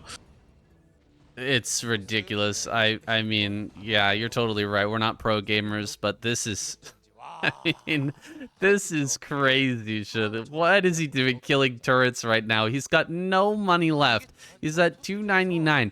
I actually think, unironically, Sock will win this game. He might win now. Yeah, he's gonna win this game. What? That's ridiculous. I feel like he should have just flew to fight the Goliaths and then did a direct path to killing the center. He has got some High Templars here, though. If the High Templars can storm on top of these Goliaths to help thin out the Goliath herd, he will eventually overwhelm this force, but I don't think there's enough interceptors now. I think Motive has thrown the game, Saiyan. I feel like if he just ignored those turrets and gone straight for the center, there wouldn't have been enough rounds of Goliaths produced, and he would have been able to close out the game, but Instead, Motive is the one tapping out. What a ridiculous Terran versus Protoss saying. That's insanity. This is Tyson levels of throw, guys. This is crazy. Oh my goodness. What a wacky game we just witnessed. Motive absolutely lost the script there, and Sock will continue on to face off against Hero. Here we go, guys. Hero versus Sock. Sock over here in the bottom right, Hero bottom left. What to say about that last game, man? Holy. I mean, just wipe that from our minds. Just, Yeah, I'm sure that Motive wants us to all forget about that one. Let me pull out the Men in Black little neuralizer, yeah. Erase everybody's memory. Jesus. Right. I've got the deneuralizer though to remind everyone of Sark's shortcomings, so don't worry. I'll also remember that one from Motive. Yeah. Yes. Who can forget Sock's throw on Dominator? That's one for the ages, but that's neither here nor there. We've got Hero. He's going to be opening up with likely a 12 hatchery. This is ZVT, but I want to talk a little bit about Sulky and his play recently. Going against Protoss, taking the 12 hatch at a third base. Have you tried that on ladder at all, Shin? Or I actually gave it a little test. And I'm not a 12 hatch kind of guy, to be honest with you. I like the overpull too much. You know, I'm happy to take a tiny economic deficit and just be safe and feel like I've got correct counterplay to anything that comes my way. That's how I've been playing too, but I actually haven't seen anyone else utilize that same tech of what... Queen did it on Eclipse today. Did he do it on Eclipse? 12 hatch? Yeah, he did on Eclipse against Stork, yeah. Yeah. I thought for some reason he had a spawning pool in that game, but maybe I'm wrong. Yeah, he went 12 hatch at third. I wonder if that's going to become like a really standard build. It seems like Sulky's kind of dictating the meta for Zerg recently. Yeah, it kind of does happen though, right? Like when you've got like a dominant player in the scene, they do tend to set the tone for everybody else, and we saw that with Flash a lot back in the day. And now that Sulky is, you know, close to that bourgeois status of his own, it does seem like he's going to be a bit of a trendsetter himself, and I think that's just part of the course. I think we can expect that from someone who's been so dominant and shown a superior understanding for the game. Alright, Sock's first Marine making its way across the map. Gonna try and push away this drone. We've seen this dance time and time again. Nothing too serious here. In fact, he's just gonna pull away even before hitting that drone one time. He's a little bit afraid that there's gonna be lings out in just a moment. It might lose that Marine, and so not even really getting the advantage out of it. Just gonna send it back home, being a little safe. Gonna keep that alive for now. Dealing a lot of damage to this SCV. There's some good chase micro from Hero overall. He will be able to kill that SCV here shortly. It's oh yeah, he gets it right away. It's possible for a Terran player to keep that SCV alive for quite a long time in the main base, but you can't avoid every hit. And when you're down to just 2 hits left, it's pretty quick to just get a couple of good attacks on that and finish it off. Yeah, it does make the cleanup job of that scout so much easier, and also makes you safer against any possible naked Marine move out timings as well, so you're not, you know, too busy trying to hunt down that SCV, and meanwhile you got Marines moving into your natural to make you pull the drones or maybe even lose a couple of them. So definitely nice, and even without making too many lings here from Hero, like he's just got these 2 lings, and like Sark's not moving out, so this is really greedy from Hero to go on like nothing basically and then just pump out drones like this. Yeah, from the Terran's perspective, you can't really move out with these Marine medics. You don't know how many lings are being made. That SCV is so key in doing a move out like that. You're not only baiting the lings away, but you're checking the larva, checking the eggs, and seeing what's popping out so that you can make something like that happen. And you're totally right. Hero's getting away with a lot here. He's got that 3rd hatch on the way. He's really droned up heavily. And he's just going to have a really strong Mutalist timing behind this. It's going to be hard for Sock to contend with a hero who's not been harassed at all. Yeah, this is really going to go Hero's way so far. It was a 1 Rax engineering bay build, so we'll have a pretty fast +1 timing. Doing a little bit of a move out at 5 minutes here with just a few Marines and 1 singular medic.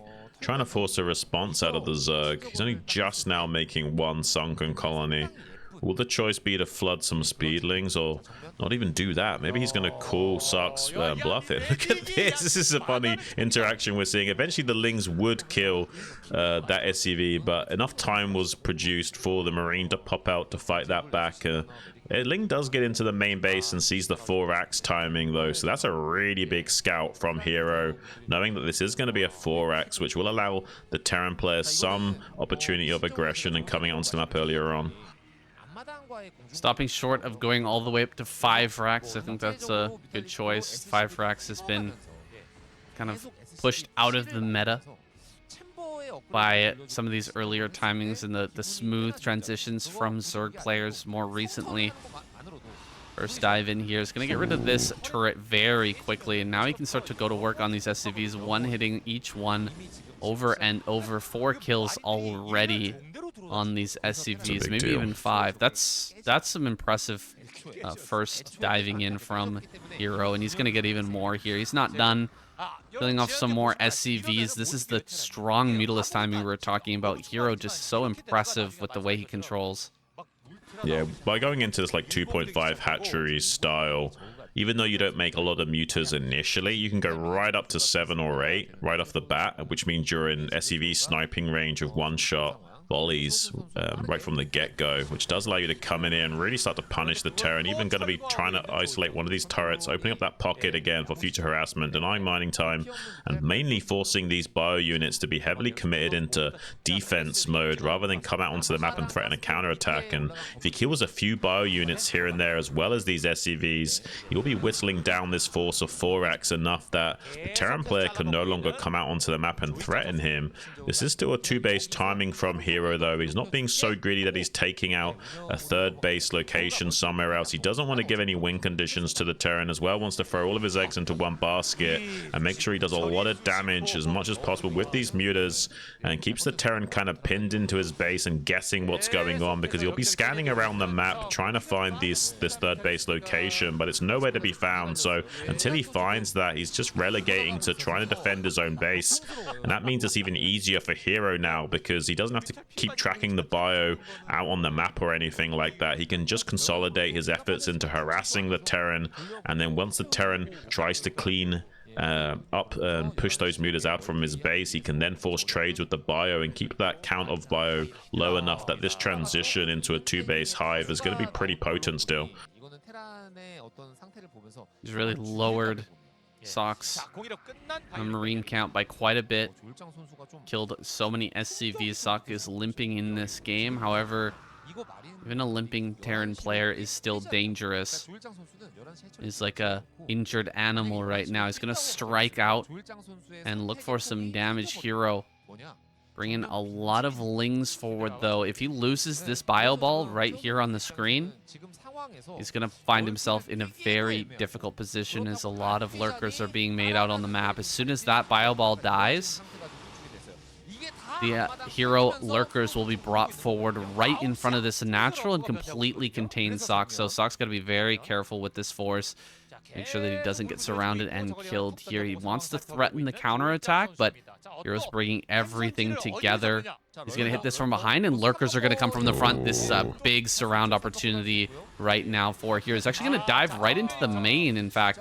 Diving into the main with these mutas, and Lings are going to go to work in this naturally. Wants to get some Lings up here on the high ground so he can start to target down some of these turrets here in the main. He doesn't get that, but he does take over the barracks area. Now he's going to be able to bring up the lurkers over here to the front, get that containment play. He might even go for a hold position lurker.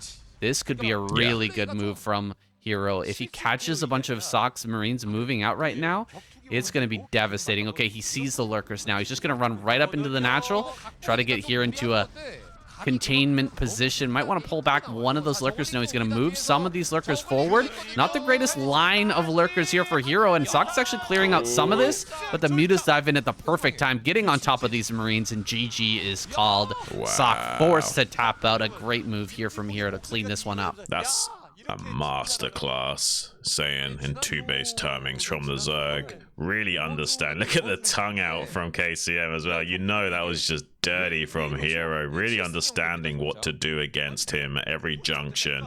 You could have either sandwiched the Bioforce out on the map with the lurkers to the left, Mutaling to the right, or he can bait the Terran back into his base by doing the run by on top of the Terran production like that, and sets up for a lurker containing. Both contingencies are favoring Hero in that scenario. Really stellar high-level stuff from him. It does seem like he's been on a bit of a rampage as of late after getting taken out early in the earlier stages of that ASL tournament. Wants to redeem himself and let everybody know that he's the guy that's like following in Sulky's footsteps and is close behind. He's the guy that almost knocked out Sulky in one of these finals of the ASL, just barely going Sulky's way by 1 game. So yeah, I think Hero is the guy that's looking to try and, like, you know, upset the current power structure and the hierarchy in the Zerg dugout. And certainly with performances like that, you can see why. Well, Shun, we're getting exactly what we wanted. Hero versus Best in this second to last game of the night. It'll either be Best versus Light or Hero versus Light next, which is exciting to say the least. I mean, I've got happy feet right now, which is a poker expression. It's where, like, you're sat at the table and your feet are like bouncing underneath the table. Usually it's a strategy to send a false tell to your opponent that you're happy about the cards you've got. In this case, there's no bluff. I'm just happy that we get to see these 3 players duke it out. It's going to be Best versus Hero, and the winner then taking on Light. No matter what contingency happens here, I'm going to be one happy camper, Sam. It's a nice way to close out this second week of KCM. Guys, we're streaming this live on Soup Live, SCTVEN right now. It's going to be out on YouTube immediately after. Again, just wanted to give you guys an opportunity to try to enter to win the ASL jackets that we've got for the giveaway right now. It's not us that has them, it's Soup, but they're going to be counting every gifted sub to the SCTVEN channel, and every 50 gems is an entry, and you can have as many entries as you like. It's a great little giveaway that we've got here. They're helping us to promote this channel and promote this tournament to more people, or this event to more people. Help us get this Soup Duel series, or help us get the Soup Duel series and our ASL coverage a bit more eyes. And so we're gonna be casting this live from now on. It's the first season that we've done live here for KCM. Yeah, absolutely, Sam. So every live event before that finals is concluded, you can get one of those jackets. So dig deep in your wallet if you can, guys, and show us some love. Meanwhile, though, Hero doing a great job of hiding that he wants to take this expansion. He hid his second Overlord so that Best had to check the main base for a possible 9 pull, as well as keeping the drone in ninja position in the natural behind the minerals, so he could get that hatchery down at a nice timing undeterred. Best will try and do his best, pun intended, to slow down the 3rd base timing by sending that probe over there now. Hero should have a solid enough Ling timing to deny that from transpiring. We'll have to see if Best wants to be crazy and throw down a pylon to block that, but I doubt it. I imagine he's just going to let Hero take this. So Hero getting off the ground with no hiccups to his overall game plan, only making a few Lings to chase this probe and completely contain Best over in this natural, make sure that nothing else can come out. He's going to spot the build here, and Best is setting up in his natural the kind of growing in popularity Forge positioning, having that Forge quite a bit further back to potentially defend it against a Hydralisk bust that could be coming out of Hero. You can place a cannon above and below the cannon here in the natural, and that'll really make it difficult without killing both of those cannons for the Zerg player to actually kill that upgrade. Yeah, it's a nice little adjustment that we see from the Protoss players, and using that gateway as a bit of a sacrificial lamb doesn't really matter too much if that gets sniped, but losing the upgrade timing and the ability to make more cannons definitely is a bit of a problem for Terrans versus that 973 potential. In this case, though, it is going to be that fast lair from Hero wanting to optimize for a 3-base Spire timing.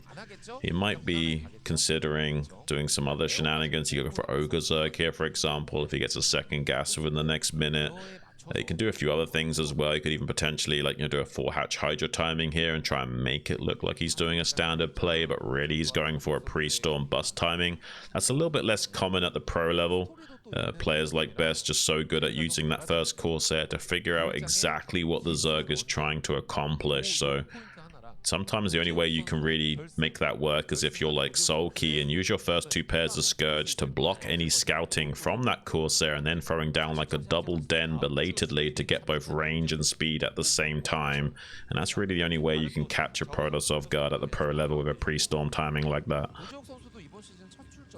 Yeah, we'll be seeing that out of Hero today. He's got his economy rolling just fine here. I'd love to see a late game from him as well, so that's what I'm hoping for.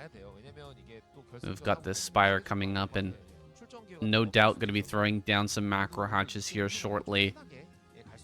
In fact, going to be dropping that first macro hatch now over at the natural back at home. Best as his +1 air weapons on the way. Going to be getting these Corsairs out to scout, figure out what's coming from Hero. He may throw down a safety cannon here just to make sure he's got something. Ooh, second Stargate on the way in the corner there.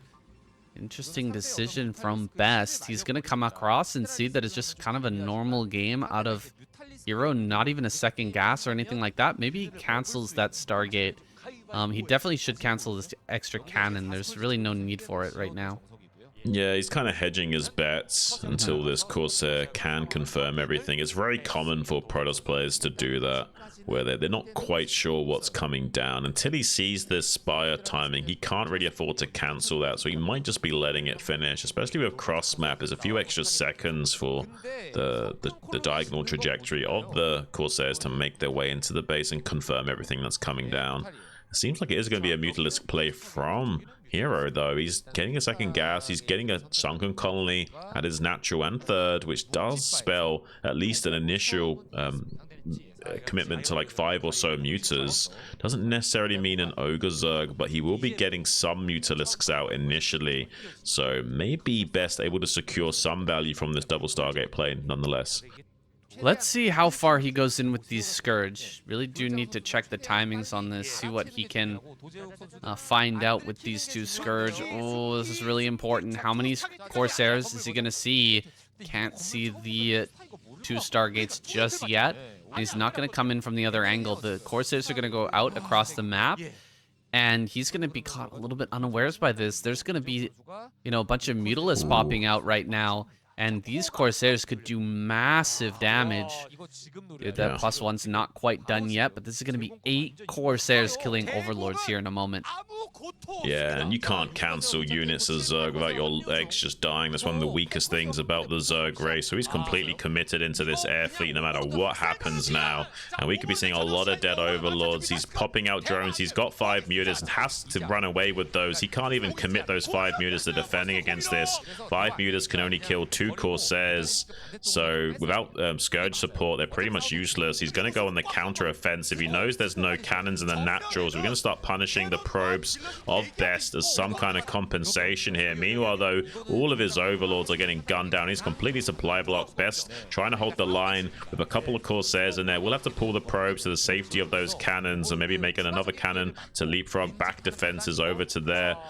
Making a Spore is Hero to try and stabilize back at home, but he's completely supply boxed right now. He's going to get into the main base and start to kill some of those probes as well. If he can kill like 10, 20 probes with this Mutalisk flock, maybe he can stabilize, but it's still going to be a tall order for him because Best can just pull the probes to the safety of the cannons, buy some precious time, and just go on an absolute rampage. One Spore is not enough to deny these Corsairs coming in and ripping apart your Overlords left from right. The Spore is a good idea. It at least prevents DTs from easily coming in and killing everything, but it's not going to be the antidote to all of these Corsairs. He's going to be killing every Overlord over and over and over again and dropping his supply all the way down. You know, we're at 30 supply.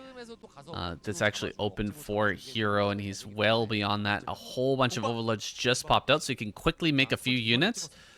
Those better be some really precious units, and he's probably making Hydras right now because he needs something anti-air. Here comes way more Overlord kills, man. Again, deep in the red with the supply depot. Oh my goodness, so much damage.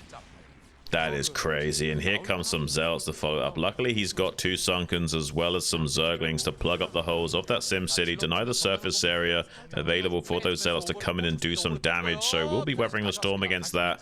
Mutalisk sharking around inside the main base after killing some probes in the natural, but now there's enough Corsairs back at home to screen those, so he can kind of put the onslaught onto Hero undeterred. He did kill quite a significant amount of probes with those Mutalisks, though. Hero doing a great job of task switching on 2 fronts to pick up the economy of Best enough to maybe still stay alive in this game. He's splitting off his mutas and trying to avoid devastation from this Corsair fleet. Meanwhile, Best moving into intercept course and picking up the last remnants of those Mutalisks, trying to make their way back to safety with their neutron flares. Should be successful in denying those mutas much path of safety, but look at this. He split off 3 mutas to the natural expansion. Going to be denying some mining time here yet again. This might be just what Hero needs to come back in this game over the course of action. It does look like he's doing enough damage to the economy of Best that he can make a game of this still. But Best, with this active Zealot threat out on the map, he's going to come into this natural third, and the Zealots will soak up all the hits of the Hydras and Lings while the Corsairs rip apart those Overlords with their neutron flares yet again, supply blocking Hero. Really does need to get Overlord speed going pretty soon.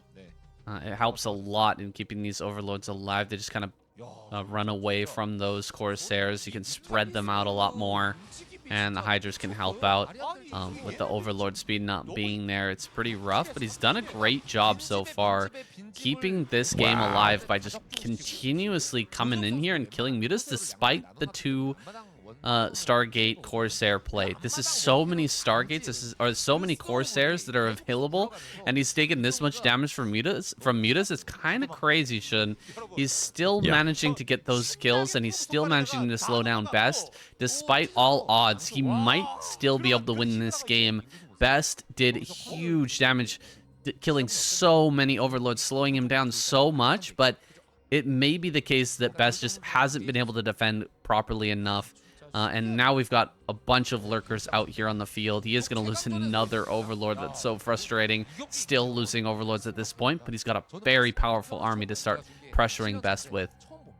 It really is crazy, saying between those 4 Mutalisks, he killed a total of 24 probes with 4 mutas. It's absolutely bonkers insane, saying he'll be establishing control now, but the lurkers are arriving at his door. I hope his storms are going to be on point. If he splits those lurkers up appropriately, it'll be very difficult for Best here to hold the line, because even if he does storm these lurkers, he's going to have a ton of Hydras following this up as well. He has to be really careful. Has he even got Storm? Okay, he has got Storm, waiting for those Hydras to commit to a bust before finally revealing that fact. Looks like there's enough Hydras waiting in reserve to punish this, though. This is the problem. If you just dry up too quickly on Storm, suddenly the Hydras can surge in and start to gun down all of your High Templars and what have you. If he gets the lurkers on top of this mineral line, that's going to be another win condition as well. Finally using up the remnants of his Storm to clear out as much of these lurkers as he can, but it looks like Hero is finding a win condition, saying this is crazy championship caliber of play out of Hero, but it's not over yet. We've got a force of Zealots making to play. He's just going to tap out.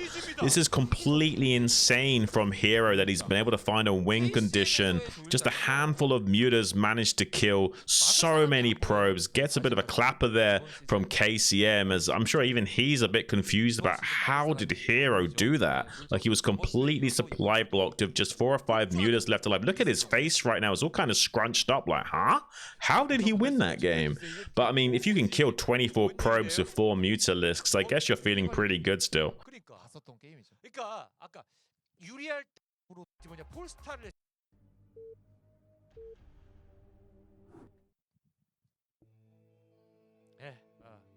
나는 행복합니다. 뭐 오늘 이 정도까지 오면 저는 더 바랄 나위 없이. 오늘 예. 경기 내용도 그렇고 제가 좀 목이 안 좋아서 오늘 좀 The Protoss squad falling flat as Best gets removed from this lineup. A stellar game by Hero, handling that 2 Stargate play in stride, man. I mean, he got completely blindsided by that. He had no idea it was coming. Right. He made a bunch of mutas, and he didn't even have the Hydralisk Den ready to start making something. He lost so many Overlords, but he still somehow, some way managed to stabilize that game. I'm still not completely clear on how, but somehow getting all of that damage with those Mutalisks managed to bring him a win in that game. Now he's here against Light, spawning in the top left. Well, he brings Zerg another first place victory, bringing them back from the brink of defeat. Hero's the man to do it. Yeah, I would say so, Sen. And Light is in the worst spot. Oh, sorry, second worst spot for Terran on this map. I mean, bottom left is arguably even worse than top left, but some people disagree. It depends on who you ask. With the gas the way it is all the way on the left, some would say this is the worst spot for Terran because you have to spread your turrets so wide, but you have similar problems in the bottom left with how they can get behind the mineral line. So it totally depends on what Terran you ask in terms of what's the worst position on this map. But this is still one of the worst positions here for Light. If he'd gotten the 3 o'clock, he'd be feeling a lot more comfortable about this situation. So we'll have to be a bit more optimally thinking about how he's going to structure his SimCity and base design to make it harder for Hero to come in here and disrupt the thinly spread turret formations that might be transpiring here. And going for a 12 hatch is Hero in this game, so nothing crazy out of him thus far. I imagine it's going to be a 2.5 hatch style as well. So 2 out of 3 of the spawn locations on this map are the worst for Terran. Sounds like Terran thinking. Depends on what Terran you ask. That is Terran propaganda, right? Checks out.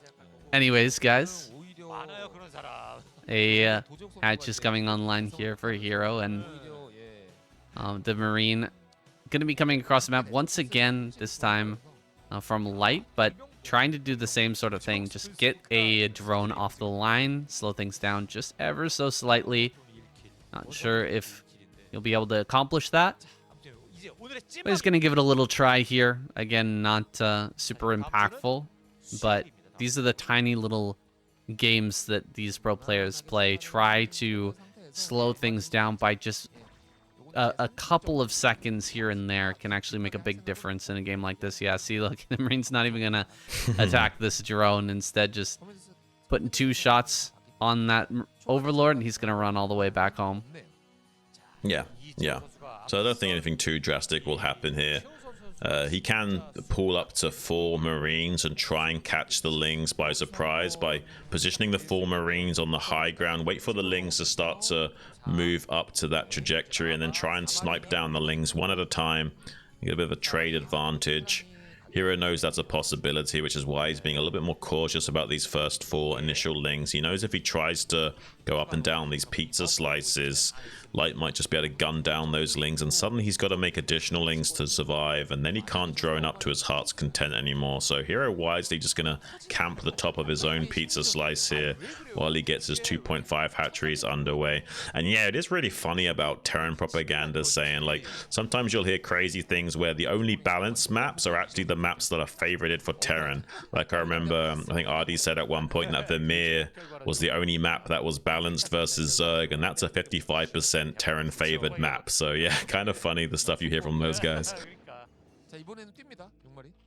Hopefully there's a few more Lings on the way here for a Hero. Otherwise, he might get bowled over right now. He does come over to the pizza slice, check that low ground, and sees Light moving forward with quite a few Marines. This is a scary moment here. How many Lings are going to pop out? He's got the Ling speed, so as long as there's a couple more groups, he should be able to clean this. Yeah, this is going to be a very good cleanup for Hero.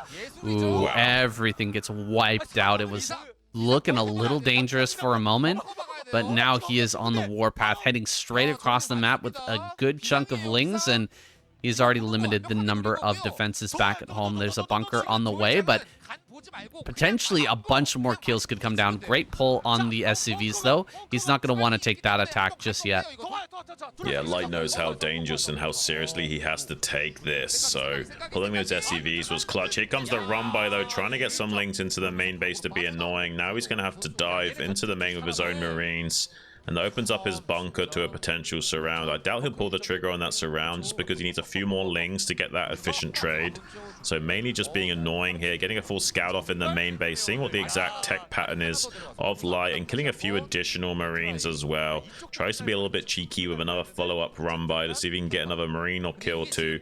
I think he just got one more additional Marine with that, but he has limited the bio count of Light quite severely and gotten quite a nice amount of compensation for this investment into early Zerglings. And with that 2.5 hatch, definitely does have the lava available to him to be a little bit more crazy with that early ling timing. So really championship stuff here from Hero, understanding exactly what he needs to do to put himself into the best position. Now you can see the whole spreading of the turrets that Light has to do to stabilize this main base. It is very awkward to cover this gas that's all the way to the left, as well as maintaining control over your production line. So you usually do see this kind of Mihu style turret formations where he spreads them out like he's playing against Protoss or something, and uses them as zone control for his bio units to shuffle around, and can be a great adaptation to holding these kind of wonky shaped bases. I think Hero has a very good read on what's going on right now and knows the reactions of these top tier Terran players. Once things get a little chaotic, Light immediately starts adding on tons of turrets, expecting a follow-up. But behind that, you could see that Hero only added like 4 or 5 mutas. He didn't go up to the full, 7, 8 immediately. He actually put a bunch of drones out initially. Yeah, 5 mutas only.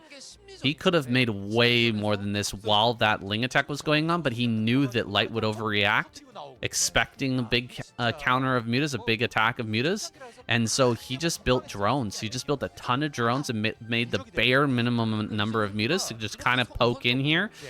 And now Light is in a kind of a tough spot. He hasn't been able to lower the drone count at all. He hasn't been able to put any pressure onto Hero aside from forcing those extra links, but he lost a lot of Marines for that, and he's been forced to make all of these turrets. And now the mutas are coming in, and Hero's pushing in from a position of strength. He's got 4 hatches online. He's gonna have that 3rd gas online here pretty soon as well. Everything's looking pretty gravy right now for Hero. This is astute observation saying Hero does like to go for this play a lot, where he'll undercommit into mutas, just start with 5 to kind of have some degree of map control so he doesn't just fall flat on his face, and gets away with murder by squeezing out a few more rounds of drones and also making up for that early ling commitment as well. Really good read from him to understand that investment from Light. Light's starting to scan now and sees the bad news that this is probably going to be a more normal game here from Hero, and he's not going to be pulling the trigger on anything too crazy, doing that transition, getting that Hydra Den online.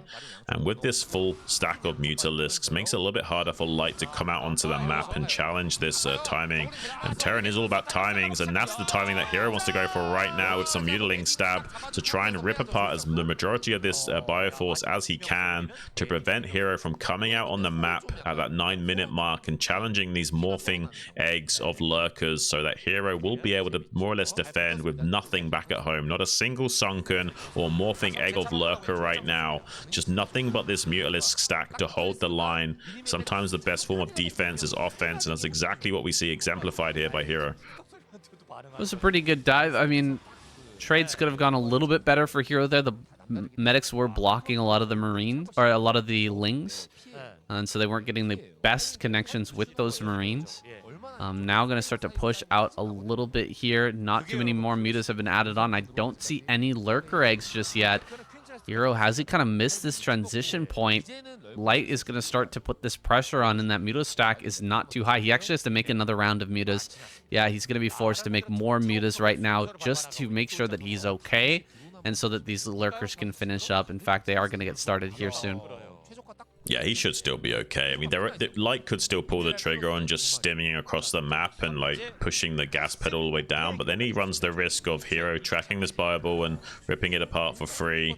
He doesn't feel so confident about doing that. He lost enough of his Bioforce that he can't technically beat these mutas. He was thinking about splitting off some of these bio units to do a naked marine timing to kind of hiccup the fact that these lurker eggs are lagging behind a little bit, but thought better of it.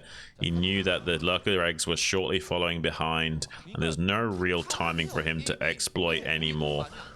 Hero setting himself up for a potential hold position. Lurker sniping up one of these medics is a big deal as well. There's not that much energy available to those stack of medics, so the more that he stims, the less those energy reserves will become depleted. Now we'll have to clean sweep across the map with this vessel, which will prevent a hold position lurker causing absolute disarray. But as you can see, the correct Zerg response here is just a non-stop track the Terran bio, and as soon as it tries to move, you go back in to dive against it. He does reveal that hold position lurker to a medic, tries to get the snipe on that vessel with the mute, is unsuccessful in doing so, but losing a couple of medics here and there is a pretty big deal for Light. He's not going to have that much stim timing to work with. Light's having a very hard time keeping up with Hero. Dude, Hero is just kind of pulling him this way and that. The Bioforce is kind of getting shaved down slowly but surely. Only one vessel here, and Hero's thinking about counterattacking, actually. These two lurkers on high ground might be dead. Might just lose those. No, he's just going to completely unburrow and run away. Counterattack coming over here, gonna at least prevent a third base, but here we go. Lurkers and Defilers. Defilers just about done here. We're gonna have Crackling upgrade on the way shortly, and +1 armor is gonna be coming up soon as well. Hero just hitting all the beats, and he's actually ahead in supply here, so Light is like kind of falling by the wayside. Hero, it'll be tough to hold that third base, but once he gets into full Hydralisk Defiler and keeps up this lurker count, I think he should be all right. He should be able to push out and take that fourth. Yeah, usually Light's the kind of guy to cut his SEVs, so he might have quite a high count of army and a very similar worker count as well. Maybe he can still make something work here, but doesn't look like that's going to be occurring. Hero's dotting his I's, crossing his T's, and preventing any critical timings from being exploited. Now has the Defilers and Consume set up, so we'll be getting more evolution chambers, getting more upgrades, and eventually we'll transition into those Ultralisks when all said and done. Light needs to desperately scout for any possible fourth base timing from Hero and try and keep him isolated onto 3 bases for quite some time, so we can't get enough critical count of gas to just flood Ultralisks at his heart's content. Wants to lay siege to the Zerg and just constantly irradiate lurkers and defilers non-stop, but Hero already has some units out on the map though, so this makes it almost impossible for Light to get a greedy third online. So it's going to be 3 base Zerg to 2 base Terran. Very playable for the Terran, but only up until he starts to become mined out. The Zerg with less saturation becomes mined out a lot less quickly than that. And there's some pretty good irradiates onto those Mutas Flocks, but the splitting of Hero equally as good, and avoiding disaster with too much damage onto those, and every piece of energy that he's wasting on that vessels will start to stack up, and he spots the third base timing from Light as well, so we can start to launch counterattacks to the rally point of Light and potentially that third base eventually. Light though knows that this is the opportunity to make sure he can shut down any fourth base attempt from Hero. That's why his army is moving down to the 6 o'clock position. If he can just keep Hero contained here on 3 bases, there might be some hope for Light. Oh, I for sure think there's hope for Light still. Going into Ultra here on 3 bases can be a bit risky. You're not going to be able to easily get that 4th gas online. He's been a bit stingy with making Scourge as well. You know, he wants to save as many of those, as much of that gas as possible. Really wants to not spend that on Scourge. Try to save up for that Ultralist tech switch. And so, you know, he's been eating a lot of irradiates. This vessel count is getting higher and higher, and Light is going to start to irradiate down absolutely everything. So I'm a bit worried for a Hero that he won't have enough gas and he won't have enough Scourge to actually deal with all these vessels. The vessel number is just going to become kind of untenable. Yeah, and meanwhile, Light's double expanded, so if he gets that third gas online and maintains control of this mineral only, that's going to be insane, Saiyan.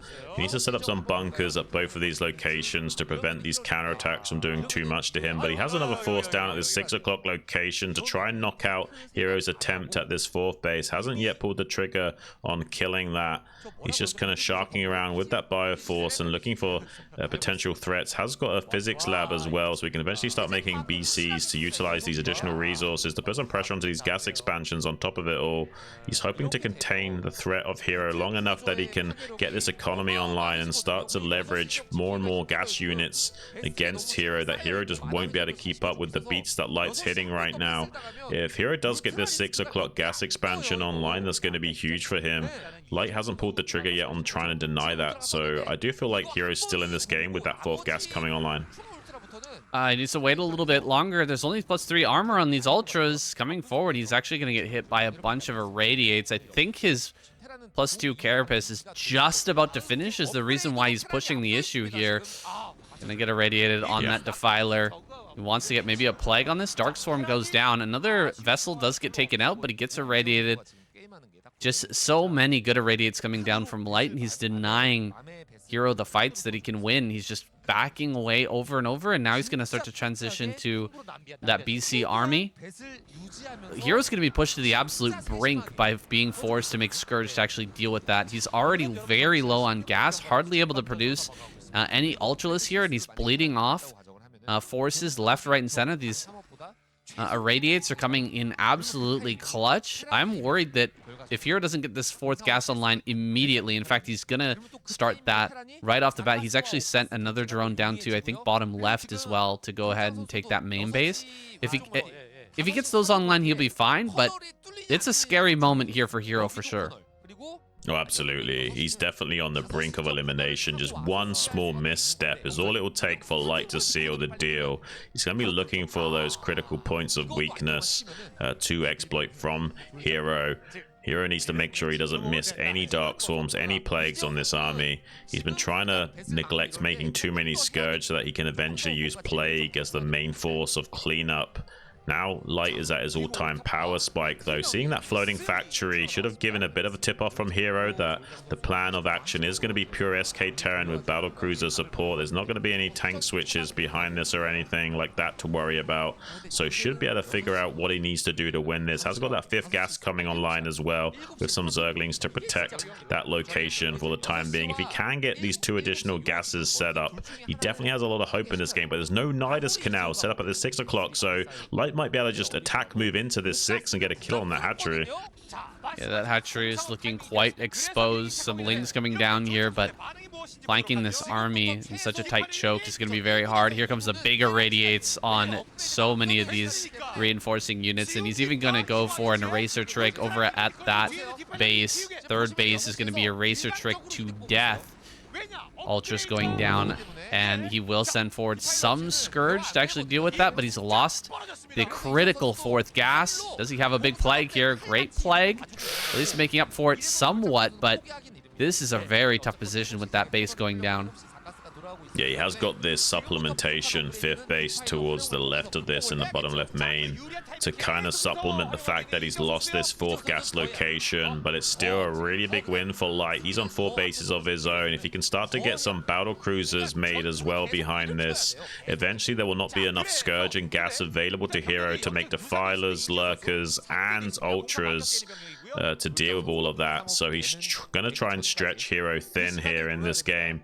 Hero knows there's also a possibility of some dropships coming out at a moment's notice, so he'll have to keep some Scourge back in his main base as well. There's a very easy access into the main base of the Zerg from Light being in 12 o'clock and Hero at 3, so he will also have to keep most of his Scourge back to defend against any potential drops into the main base. So there's no real easy solution here from Hero. He's going to try and outplay Light as best to his ability. Has got some Scourge sharking around for some of these vessels. So far, Light doing a good job of controlling his army. Coming back down to the 6 o'clock location, wants to do another whack-a-mole moment on this hatchery down here that is not that well protected. That 2k gas is kind of crazy. Light hasn't really been utilizing that as he should.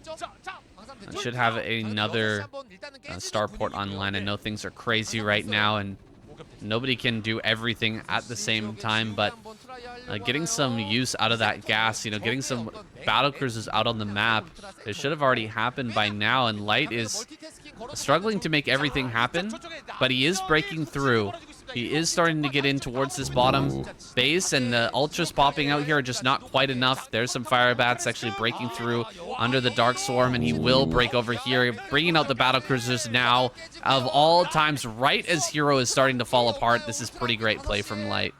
Wow, Light is pulling apart Hero in this game. Really stellar stuff from him. There's not much Hero can do to stabilize this situation anymore. He's got some Scourge connecting with these vessels as constant compensation, but he's lost the majority of his drones to this, and the battle cruisers now raining down from the skies. That's 6 Scourge to kill one of these battle cruisers due to the fact that Scourge die in one shot, unless you get that Flyer Carapace upgrade, which I don't believe Hero did, so they will become a bit of a thorn in Hero's side, and trying to deal with cleaning that up while having enough forces to muster to counterattack. As you can see, Light is easily shutting down some of these counterattack attempts from Hero to try and keep Light on the back foot so he can stabilize his own economy.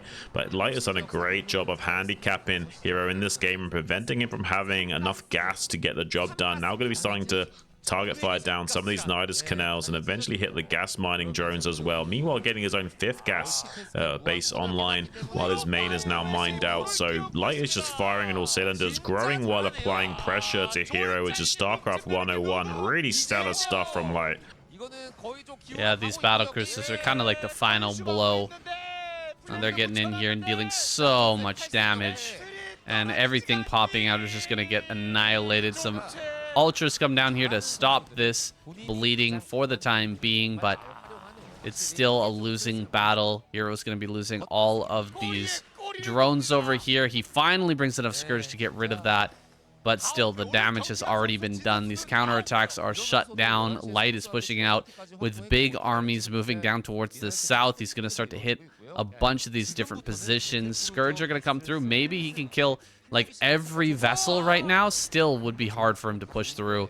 At the end of the day, it's a bit of a numbers game at this point.